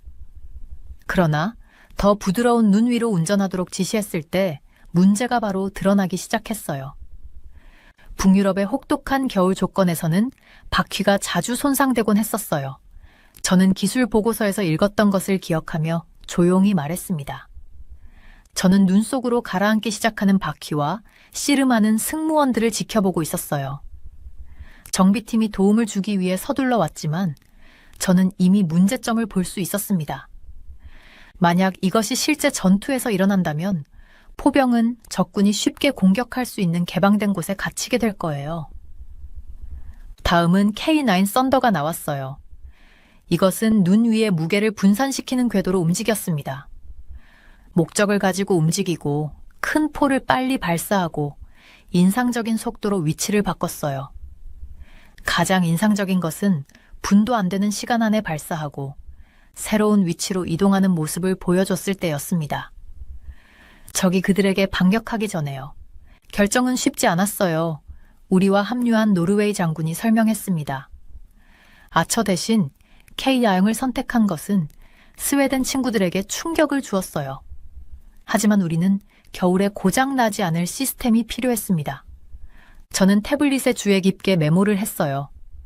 이 결정은 단순히 새로운 장비를 구매하는 것 이상의 의미가 있었습니다. 이것은 이 나라들이 자신을 방어하는 방식에 대한 주요 변화를 보여주고 있었어요. 도로에서 빠르게 움직일 것으로 예상되었던 바퀴 시스템은 극한의 추위와 눈 속에서도 안정적으로 작동하는 궤도형 차량으로 대체되고 있었습니다. 주요 시험 후 그들은 저에게 K9이 특별한 탄약 운반 차량인 K-10과 함께 작업하는 비디오를 보여주었어요. 이 비디오들은 노르웨이 TV에서 방영되었고 폴란드, 핀란드, 발트해 국가들과 같은 다른 나라들의 관심을 끌었습니다. 이제 그 나라들도 K9에 관심을 가지고 있었어요. 하루 중 나중에 저는 K9을 가까이서 볼 수 있었습니다. 그 금속 몸체는 거대했고 눈 덮인 풍경과 어울리도록 흰색과 회색으로 칠해져 있었어요. 저는 손을 그 옆에 대고 차가운 금속을 느꼈습니다. 그것을 조작하는 노르웨이 군인들은 자랑스러워 보였어요. 이 물건은 지난 겨울 훈련 중에 제 목숨을 구했어요. 한 군인이 저에게 말했습니다. 우리는 갑자기 나타난 눈볼에 갇혔었어요. 온도가 영하 30도까지 떨어졌지만 다른 차량들이 고장났을 때 K9은 계속 작동했습니다. 우리는 폭풍이 지나갈 때까지 안에 있었고 따뜻하고 안전했어요. 저는 그에게 그가 사용해본 다른 포병에 비해 K9에서 가장 좋아하는 점이 무엇인지 물었어요. 간단해요. 그가 말했습니다. 필요할 때 작동해요. 우리나라와 우리의 겨울에서는 그것이 가장 중요한 거죠. 기계 주변을 걸으면서 저는 궤도가 너무 깊이 파고들지 않고 눈을 잡도록 설계된 것을 알아챘어요. 엔진칸에는 극한의 추위에서도 작동하도록 특별한 단열재가 있었습니다. 이러한 세부 사항들은 이 조건에서 작동하도록 얼마나 많은 생각이 들어갔는지 보여주고 있었어요. 한국 엔지니어들은 이것을 냉동실에서 수천 시간 동안 테스트했습니다. 기술 책임자가 설명했어요. 그들은 물을 뿌린 다음 온도를 영하 40도로 떨어뜨려 무엇이 고장날지 보았고 그런 다음 그것을 고치고 다시 시도했습니다. 완벽한 조건이 아닌 실제 세계에서 작동하도록 만드는 이 헌신은 노르웨이 사람들에게 깊은 인상을 주었어요. 해가 일찍 지기 시작하며 눈 위에 긴 그림자를 들이우는 가운데 저는 노르웨이가 왜 이 어려운 선택을 했는지 이해했습니다. 때로는 최고의 기술이 가장 발전된 것이나 가장 가까운 곳에서 만들어진 것이 아닐 수 있어요. 우리를 기지로 데려갈 차량으로 걸어가면서 장군이 저에게 말했습니다. 때로는 다른 모든 것이 멈출 때도 계속 작동하는 것이 최고죠. 저는 이 선택이 수년 동안 함께 일해온 이웃 국가인 노르웨이와 스웨덴 사이의 관계에 어떤 영향을 미치는지 생각했어요. 노르웨이가 이웃과 함께 개발한 시스템 대신 한국 시스템을 선택하는 것은 어려웠을 거예요. 어둠이 내리고 온도가 더 떨어지는 가운데 K9들은 계속해서 훈련을 하고 있었고 그들의 엔진은 차가운 밤 공기 속에서 꾸준히 윙윙거리고 있었습니다. 제어판의 불빛이 해치를 통해 빛나고 있었어요. 광활한 북극 황야에 있는 작은 기술의 섬들이었죠. 내일 저는 이 결정이 북유럽 국가들 사이의 관계를 어떻게 변화시켰는지에 대해 더 많이 듣게 될 거예요. 하지만 오늘 밤 저는 제 눈으로 실제 현실을 보았습니다. 북유럽의 극한 추위에서는 신뢰성이 다른 무엇보다 중요했어요. 그날 저녁, 저는 노르웨이 국방부의 특별회의에 초대받았어요. 방에 들어갔을 때 분위기가 조용하고 심각했었죠. 표정이 엄숙한 군 장교들이 화면에 있는 큰 사진들을 보고 있었습니다. 이것들은 일반적인 사진이 아니었어요.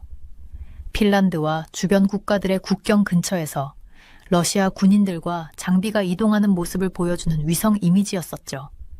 현재 유럽 전역에서는 러시아가 다음으로 어디를 노릴지에 대한 걱정이 많습니다. 한 정보 장교가 말했어요.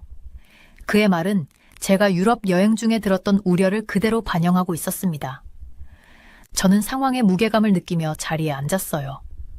노르웨이는 러시아와 긴 국경을 공유하지 않지만 북극 지역의 중요한 지역을 보호하기 위해 많은 돈과 자원을 쓰고 있었습니다. 왜 그들이 그렇게 걱정하는지 이해할 수 있었어요. 러시아의 위협이 커지면서 예전처럼 몇 년씩 기다려 새로운 무기 시스템을 얻을 여유가 없었던 거죠. 예전에는 새로운 군사 장비를 개발할 때 시간적 여유가 있었어요. 한센 국방장관이 저에게 설명했었죠. 이제는 그렇지 않습니다. 그는 궁금한 표정으로 저를 바라봤어요. 탈리스 박사님, 다른 유럽 국가들에서는 어떤 상황을 보셨나요? 저는 최근에 방문했던 폴란드, 핀란드, 발트 국가들에 대해 생각했어요. 명확한 패턴이 나타나고 있었습니다. 군사 장비를 구매하는 방식에 큰 변화가 일어나고 있어요. 저는 그들에게 말했었죠. 국가들이 몇 년을 기다려야 하는 시스템 대신 바로 사용할 수 있는 시스템에 집중하고 있습니다. 저는 폴란드를 예로 들었어요. 그들은 많은 K9 자주포를 신속하게 군대에 도입했고 이제 이웃 국가들과 그들이 배운 것을 공유하고 있었습니다. 이것은 한국의 K9 포병 시스템을 중심으로 한 비공식적인 지식 네트워크를 만들어냈었죠. K9의 신속한 납품 능력은 유럽 국가들에게 매우 매력적입니다. 저는 제가 읽은 한국 방위산업 보고서를 기억하며 설명했어요. 우리가 이야기하는 동안 화면에 있는 러시아군의 움직임이 제 주의를 끌었어요. 그들의 탱크와 병사들은 위협적으로 보이는 방식으로 배치되어 있었습니다. 이건 더 이상 방어 계획에 관한 것만이 아니었어요. 이 국가들이 직면한 실제 위험에 관한 것이었죠. 노르웨이 대령은 새로운 K9 자주포를 배치할 계획인 지역에 대한 더 자세한 지도를 보여주었어요. 무한 궤도 차량은 눈이 많은 북부 지형에 완벽하게 맞아 가장 혹독한 겨울 조건에서도 빠른 이동이 가능했습니다. 그들이 여러 단계를 앞서 생각하고 러시아가 공격적인 움직임을 보일 경우 어떻게 대응할지 계획하고 있음을 볼 수 있었어요. K9의 사격 후 빠르게 새로운 위치로 이동하는 능력이 매우 중요해요. 대령이 설명했었죠. 현대 전쟁에서는 한 곳에 너무 오래 머물면 표적이 됩니다. 저는 그들이 컴퓨터로 방어 시나리오를 시뮬레이션하는 것을 지켜봤어요. K9 자주포는 그들의 계획에서 핵심이었습니다. 적군의 진격을 막는 데 도움이 될 수 있는 강력하고 정확한 화력 지원을 제공했어요. 이 무기들은 40km 이상 떨어진 곳까지 포탄을 발사할 수 있었고 놀라운 정확도로 목표물을 맞출 수 있었죠. 저를 가장 놀라게 한 것은 러시아의 행동이 이러한 유럽 국가들을 더 가깝게 만들었다는 점이었어요. 한때 서로 경쟁했던 국가들이 이제는 정보를 공유하고 방어 계획을 조율하고 비슷한 무기 시스템을 선택하고 있었습니다. K9은 그들이 더 쉽게 협력할 수 있도록 돕는 공통 플랫폼이 되고 있었어요. 회의가 끝날 무렵 저는 노르웨이 장교들의 심각한 표정을 둘러봤어요. 그들은 단순히 새로운 포병을 구매하는 것이 아니었습니다. 한국 기술을 중심으로 전체 방위 전략을 재구축하고 있었어요. 10년 전에는 아무도 이런 일이 일어날 수 있다고 믿지 않았을 겁니다. 국방부 건물 밖에서는 북극광이 어두운 하늘을 가로질러 춤추고 있었어요. 아름다운 녹색빛은 평화로워 보였지만 저는 표면 아래에서 끓어오르는 긴장감에 대해 생각하지 않을 수 없었습니다. 한때 조용하고 세계 분쟁과 거리가 먼 북극 지역이 이제는 군사적으로 중요성이 커지고 있는 장소가 되고 있었어요. 호텔로 돌아가는 길에 저는 아이들이 눈 속에서 놀고 있는 공원을 지나갔어요. 그들의 웃음소리가 차가운 공기를 가득 채웠습니다. 그들은 불과 몇 블록 떨어진 곳에서 어른들이 그들이 이해할 필요가 없기를 바라는 위협으로부터 안전하게 지키기 위해 노력하고 있는 심각한 회의에 대해 전혀 알지 못했어요. 저는 세상이 어떻게 변하고 있는지 생각했어요. 한때 보호를 위해 다른 나라에 크게 의존했던 한국이 이제는 선진 기술로 유럽 국가들을 보호하는데 도움을 주고 있었습니다. K9 썬더는 단지 인상적인 무기가 아니었어요. 세계에서 누가 최고의 군사 장비를 만드는지에 대한 변화를 나타내고 있었죠. 그날 밤 저는 제가 배운 모든 것으로 제 노트를 업데이트했어요. 노르웨이 포병 부대는 인상적인 한국 기술과 러시아로부터의 증가하는 위협 때문에 변화하고 있었습니다. 이 두 가지 요소가 함께 유럽의 방위 환경을 누구도 예상하지 못했던 속도로 변화시키고 있었어요. 잠이 들면서 저는 스웨덴이 이 모든 것에 대해 어떻게 생각할지 궁금했어요. 그들은 노르웨이가 한국의 K9을 선호하여 거부한 아처 시스템 개발을 도왔었죠. 내일 제 다음 목적지가 스톡홀름이었기 때문에 곧 알게 될 것이었습니다. 스톡홀름의 아침은 저를 회색 하늘과 코트를 뚫고 스며드는 추위로 맞이했어요. 저는 바로 알았죠. 여기서의 만남이 노르웨이와는 다를 거라는 것을요. 공기 중에서 느껴졌어요. 단순히 추위 때문만이 아닌 어떤 경직된 분위기가 말이죠. 제 이름은 제브란탈리스였어요. 저는 대포라고 불리는 큰 무기를 연구하는 일을 했었습니다. 저는 K9 썬더라고 불리는 특별한 종류의 대포에 대해 알아보기 위해 북유럽을 여행하고 있었어요. 이것은 한국에서 만들어졌고 이 추운 지역의 나라들이 군대에 대해 생각하는 방식을 바꾸고 있었습니다. 오늘 저는 스웨덴에 있었어요. 노르웨이에서 받았던 따뜻한 환영과 달리 여기서 저를 맞이하는 얼굴들은 걱정스럽고 약간 불행해 보였어요. 저는 이유를 이해했었죠. 스웨덴은 노르웨이와 함께 아처라는 그들만의 포병 시스템을 만들기 위해 수년을 보냈어요. 하지만 노르웨이는 대신 한국의 K9을 선택했고 스웨덴은 거부당한 느낌을 받고 있었습니다. 스톡홀름에 오신 것을 환영합니다. 탈리스 박사님. 국방부에서 저를 맞이한 관계자가 말했어요. 그의 미소는 눈까지 닿지 않았죠. 건물은 인상적이었어요. 모두 유리와 강철이었지만 내부의 분위기는 무거웠어요. 마치 모든 사람이 보이지 않는 무게를 어깨에 짊어지고 있는 것 같았습니다. 저는 여러 군 장교와 국방 관계자들이 기다리고 있는 회의실로 안내되었어요. 지도가 벽을 덮고 있었는데 발트해와 스웨덴이 이웃 국가들과 공유하는 국경을 보여주고 있었습니다. 큰 화면에는 아처 포병 시스템의 사진이 표시되어 있었어요. 그들의 자랑이자 기쁨이었죠. 저희 포병 능력에 대해 논의하게 되어 기쁩니다. 수석 관계자가 말했어요. 그는 전혀 기쁘지 않아 보였지만요. 아처 시스템은 스웨덴 공학 우수성의 결정체입니다. 저는 공손하게 고개를 끄덕였어요. 저는 그들이 저를, 그리고 아마도 그들 자신을 설득하고 싶어 한다는 것을 볼 수 있었습니다. 그들의 시스템이 여전히 최선의 선택이라고요. 하지만 저는 K9이 노르웨이의 혹독한 겨울 조건에서 수행하는 것을 보았었어요. 저는 바퀴 달린 차량이 어려움을 겪는 깊은 눈을 통과하는 것을 지켜봤었죠. 진실은 스웨덴이 무시하기에는 점점 더 어려워지고 있었습니다. 발표 중에 저는 그들이 아처의 장점을 계속 강조하는 것을 알아챘어요. 도로에서 얼마나 빨리 달릴 수 있는지, 승무원이 얼마나 빨리 설치하고 발사할 수 있는지요. 그들은 깊은 눈과 극한의 추위에서의 문제점은 거의 언급하지 않았습니다. 제가 추운 날씨 성능에 대해 부드럽게 물었을 때 방은 조용해졌어요. 저희는 모든 시스템을 개선을 위해 지속적으로 평가하고 있습니다.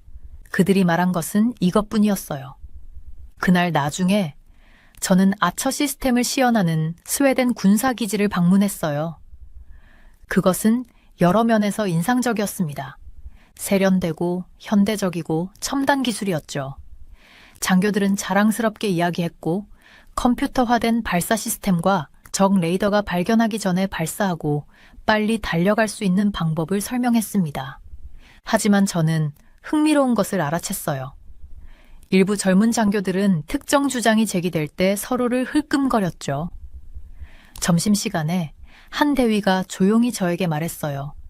저희는 노르웨이 K9 데이터를 매우 면밀히 연구하고 있습니다. 이것은 어떤 공식 성명보다 저에게 더 많은 것을 말해주었어요. 스웨덴 군대는 분열되어 있었습니다. 나이든 지도자들은 자국에서 만든 아처를 지지하고 싶어 했지만 젊은 장교들은 어디서 왔든 상관없이 가장 잘 작동하는 장비를 갖는 것에 더 관심이 있었어요. 그날 저녁 호텔방에서 저는 가로등 아래 빛나는 스톡홀름의 아름다운 오래된 건물들을 바라보았어요. 저는 이 상황이 스웨덴에게 얼마나 어려워야 하는지 생각했습니다. 그들은 단지 무기 시스템에 대해 결정하는 것이 아니었어요. 그들은 국가적 자부심에 관한 질문에 직면하고 있었습니다. 스웨덴은 자체 군사 장비를 만드는 오랜 역사를 가지고 있었어요. 수십 년 동안 그들은 더 큰 나라들의 도움 없이 자체 전투기, 함선, 대포를 만들었습니다. 이 독립성은 그들에게 큰 자부심의 원천이었어요. 이제 러시아로부터의 위협이 매일 더 강해지면서 그들은 결정해야 했습니다. 스웨덴에서 만든 장비를 사용하는 것이 더 중요한가? 아니면 자국을 보호하기 위한 최선의 도구를 가지는 것이 더 중요한가? 다음 날 아침, 저는 저와 개인적으로 대화하기를 요청한 스웨덴 대령을 만났어요. 우리는 아무도 엿들을 수 없는 물가 근처에 눈 덮인 공원을 걸었습니다. 노르웨이의 K9 경험은 교육적이었습니다. 그는 인정했어요. 차가운 공기 속에서 그의 숨결이 구름을 형성하는 것을 지켜보면서. 저희 보고서에 따르면 그들은 예상보다 고장과 유지 보수 문제가 적었습니다. 이것은 큰 인정이었어요. 그는 저에게 스웨덴이 한국 시스템이 이웃나라에서 얼마나 잘 작동하는지 주에 깊게 관찰하고 있다고 말하고 있었습니다.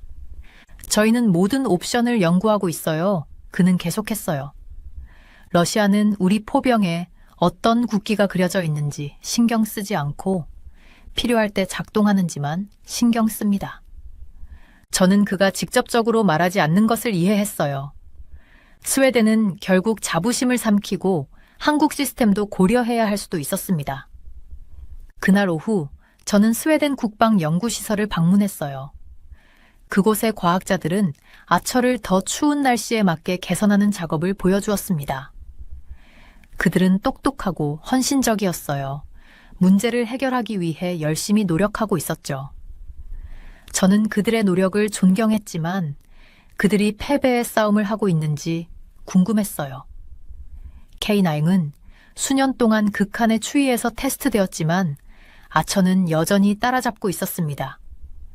스톡홀름에서의 마지막 저녁, 저는 창밖으로 부드럽게 내리는 눈을 지켜보았어요. 저는 세상이 어떻게 변하고 있는지 생각했습니다. 한때 모든 무기를 직접 만들었던 스웨덴과 같은 나라들이 이제는 수십 년 전만 해도 자체 무기를 만들지 않았던 한국과 같은 곳에서 구매하는 것을 고려하고 있었어요. 스웨덴에게 이것은 단지 포병에 관한 것이 아니었습니다. 그것은 항상 모든 것을 스스로 할 수 없을 수도 있는 새로운 현실을 받아들이는 것이었어요. 때로는 다른 사람들이 더 나은 해결책을 가질 수 있다는 것을 인정하는 것이었습니다. 다음 목적지인 캐나다를 위해 짐을 싸면서 놀랍게도 같은 한국 포병에 관심이 있었죠. 저는 제 노트북에 썼어요. 스웨덴은 갈림길에 서 있습니다. 그들의 역사는 그들을 독립과 스웨덴에서 만든 장비로 이끕니다. 하지만 러시아의 위협과 한국의 능력이라는 차가운 현실은 그들을 실용적인 선택으로 이끕니다. 어떤 힘이 더 강할지는 아직 알 수 없습니다. 눈은 계속 내리고 있었어요. 스톡홀름을 깨끗한 흰 담요로 덮으면서. 저는 스웨덴이 봄이 왔을 때 어떤 결정을 내릴지, 그리고 자부심과 실용성 중 어느 것이 결국 이길지 궁금했습니다. 저는 제 여정이 캐나다로 이어질 거라고 전혀 예상하지 못했어요. 노르웨이와 스웨덴의 눈 덮인 땅에서 몇 주를 보낸 후 저는 오타와에서 뜻밖의 전화를 받았었습니다. 캐나다 군 지도자들이 제가 연구해왔던 한국의 강력한 포병 시스템인 K9 천둥에 대해 저와 이야기하고 싶어 했어요. 제 비행기가 오타와에 착륙했을 때 저는 도시를 덮고 있는 눈을 볼 수 있었어요. 그것은 제가 처음으로 K9을 실전에서 지켜봤던 노르웨이를 떠올리게 했었죠. 비행기에서 내리자 차가운 공기가 제 얼굴을 스쳤지만 저는 이제 그것에 익숙해져 있었어요. 탈리스 박사님, 캐나다에 오신 것을 환영합니다. 공항에서 저를 맞이한 윌슨 장군이 말했었어요. 우리는 당신이 이 한국 포병 시스템에 대해 배운 것을 듣고 싶습니다. 우리는 눈 덮인 거리를 지나 군 본부로 운전해 갔어요. 창밖을 바라보며 저는 이곳의 날씨가 북유럽과 얼마나 비슷한지 생각했었습니다. 이것은 노르웨이 같은 나라들에게 K9을 그토록 흥미롭게 만든 바로 그 혹독한 추위였어요. 우리 상황은 꽤 간단합니다. 벽에 지도가 걸린 따뜻한 회의실에 앉아 윌슨 장군이 설명했었어요. 캐나다의 포병은 뒤처지고 있어요. 우리는 자주포를 단 하나도 가지고 있지 않아요. 아시다시피 스스로 움직일 수 있는 종류 말이에요. 저는 그들의 걱정을 이해하며 고개를 끄덕였어요. 지금은 어떤 것을 사용하시나요? 저는 이미 답을 알고 있었지만 물어봤어요. 우리는 M777 견인 곡사포만 가지고 있어요. 그가 한숨을 쉬며 말했었습니다. 좋은 포들이지만 누군가가 트럭으로 그것들을 끌어당겨야 해요. 움직이는데 시간이 많이 걸립니다. 저는 제 노트북을 열고 노르웨이에서의 시간 동안 찍은 사진들을 그들에게 보여줬어요. K-양은 완전히 다릅니다. 저는 설명했어요. 거대한 포를 탑재한 탱크와 같아요. 깊은 눈을 통과해 스스로 운전할 수 있고 빠르게 발사한 다음 적이 방역하기 전에 새로운 위치로 이동할 수 있어요. 캐나다 장교들은 관심을 보이며 앞으로 몸을 기울였어요. 저는 그들의 눈에서 노르웨이에서 봤던 것과 같은 반짝임을 볼 수 있었어요. 큰 문제에 대한 해결책을 발견하는 흥분이었죠. 우리의 M777 곡사포는 고품질이에요. 저는 계속해서 단순한 말로 설명했어요. 하지만 그것들은 오래된 전투 방식을 나타내요. 심지어 M777을 만든 미국조차도 견인 포병이 현대 전투에 너무 느리기 때문에 그것을 사용하지 않으려 한다고 말했어요. 저는 노르웨이에 눈 덮인 숲을 통과하는 K9, 강력한 포를 발사하고 그 다음 빠르게 위치를 바꾸는 영상을 그들에게 보여줬어요. 그들이 보는 동안 방은 조용해졌었죠. K9은 캐나다에게 엄청난 발전이 될 거예요. 저는 말했어요. 제가 노르웨이와 핀란드에서 본 바에 따르면 겨울 조건에서 놀랍도록 잘 작동해요. 이는 캐나다 작전에 분명히 중요하죠.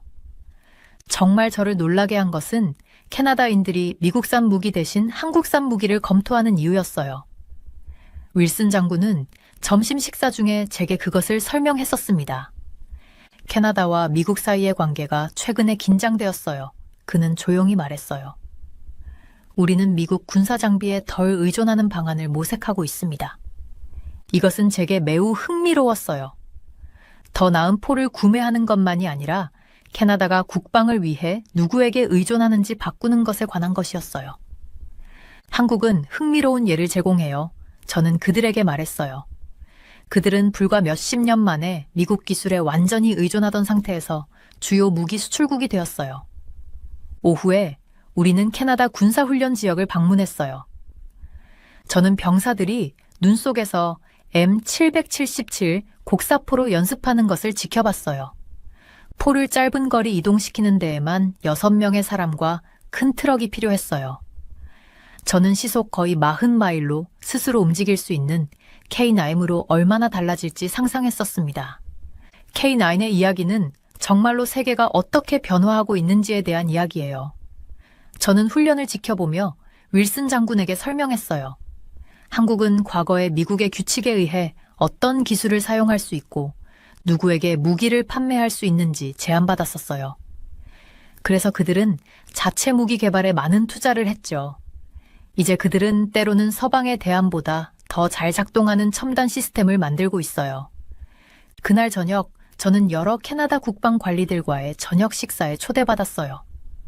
그들은 K9이 노르웨이의 극심한 추위에서 어떻게 성능을 발휘했는지에 대해 많은 질문을 했었습니다. 한국인들은 매우 영리한 일을 했어요. 저는 설명했어요. 그들은 영하 40도 이하의 온도에서 장비를 테스트하기 위한 특별한 냉동 챔버를 만들었어요. 그들은 시스템이 얼어붙는 문제를 발견하고 하나씩 고쳤어요. 그래서 K9이 노르웨이 같은 곳 그리고 잠재적으로 캐나다에서도 그렇게 잘 작동하는 거예요. 관리들은 러시아가 점점 더 활발하게 활동하고 있는 캐나다의 북극 지역에 대한 우려를 공유했어요. 그들은 그 외딴 얼어붙은 지역에서 안정적으로 작동할 수 있는 포병이 필요했었죠. 이것이 바로 노르웨이가 K9을 선택한 이유예요. 저는 말했어요. 그들은 국경 근처에서 러시아의 활동으로 비슷한 도전에 직면했었어요. 오타와에서의 마지막 날, 저는 최종 발표를 위해 캐나다 국방부를 방문했어요. 저는 유럽에서 K9에 대해 배운 모든 것을 그들에게 보여줬었습니다. K9 천둥은 단지 인상적인 무기 이상이에요. 저는 결론을 내렸어요. 그것은 새로운 국가들이 전통적인 서방 강대국에 도전하며 국방기술의 리더가 되어가는 방식을 보여줘요. 북유럽에서의 성공, 그리고 아마도 곧 북미에서도 특정 요구, 극한의 추위에서 작동하는 것과 같은 것에 집중하는 것이 국가들이 무기를 구매하는 대상을 어떻게 바꿀 수 있는지 보여줘요. 그날 저녁 가방을 꾸리며 저는 지난 몇 달 동안 보았던 모든 것에 대해 생각했어요. K9은 세계에서 일어나고 있는 더 큰 변화들에 제 눈을 열어줬었습니다. 한때 자동차와 전자제품 제조로만 알려졌던 한국과 같은 국가들이 이제 국방기술 분야의 주요 선수가 되어가고 있었어요. 집으로 돌아가는 비행기에서 저는 K9 현상이라고 부르는 보고서를 완성했어요. 저는 단지 포병 시스템을 연구하고 싶었지만 결국 세계적인 힘과 영향력의 변화를 목격하게 되었어요. 북극의 추위를 정복한 이 한국 곡사포의 성공은 더 큰 이야기를 말해주고 있었어요. 국방기술의 세계가 어떻게 변화하고 있는지, 새로운 선수들이 어떻게 오래된 강대국에 도전하기 위해 부상하고 있는지에 대해서요. 그리고 저는 그것이 직접 일어나는 것을 볼 만큼 운이 좋았어요. 비행기가 구름 위로 솟아오르면서 저는 궁금했어요. 앞으로 몇 년 동안 저는 어떤 다른 변화들을 보게 될까요? K9 천둥과 같은 무기들이 국가들의 관계와 힘을 어떻게 재형성할까요? 이것들은 국방기술을 수십 년 연구한 저조차도 완전히 대답할 수 없는 큰 질문들이었어요. 하지만 한 가지는 분명했어요. 군사기술의 세계는 변화하고 있었고 한국의 K9 천둥이 그 길을 이끌고 있었어요.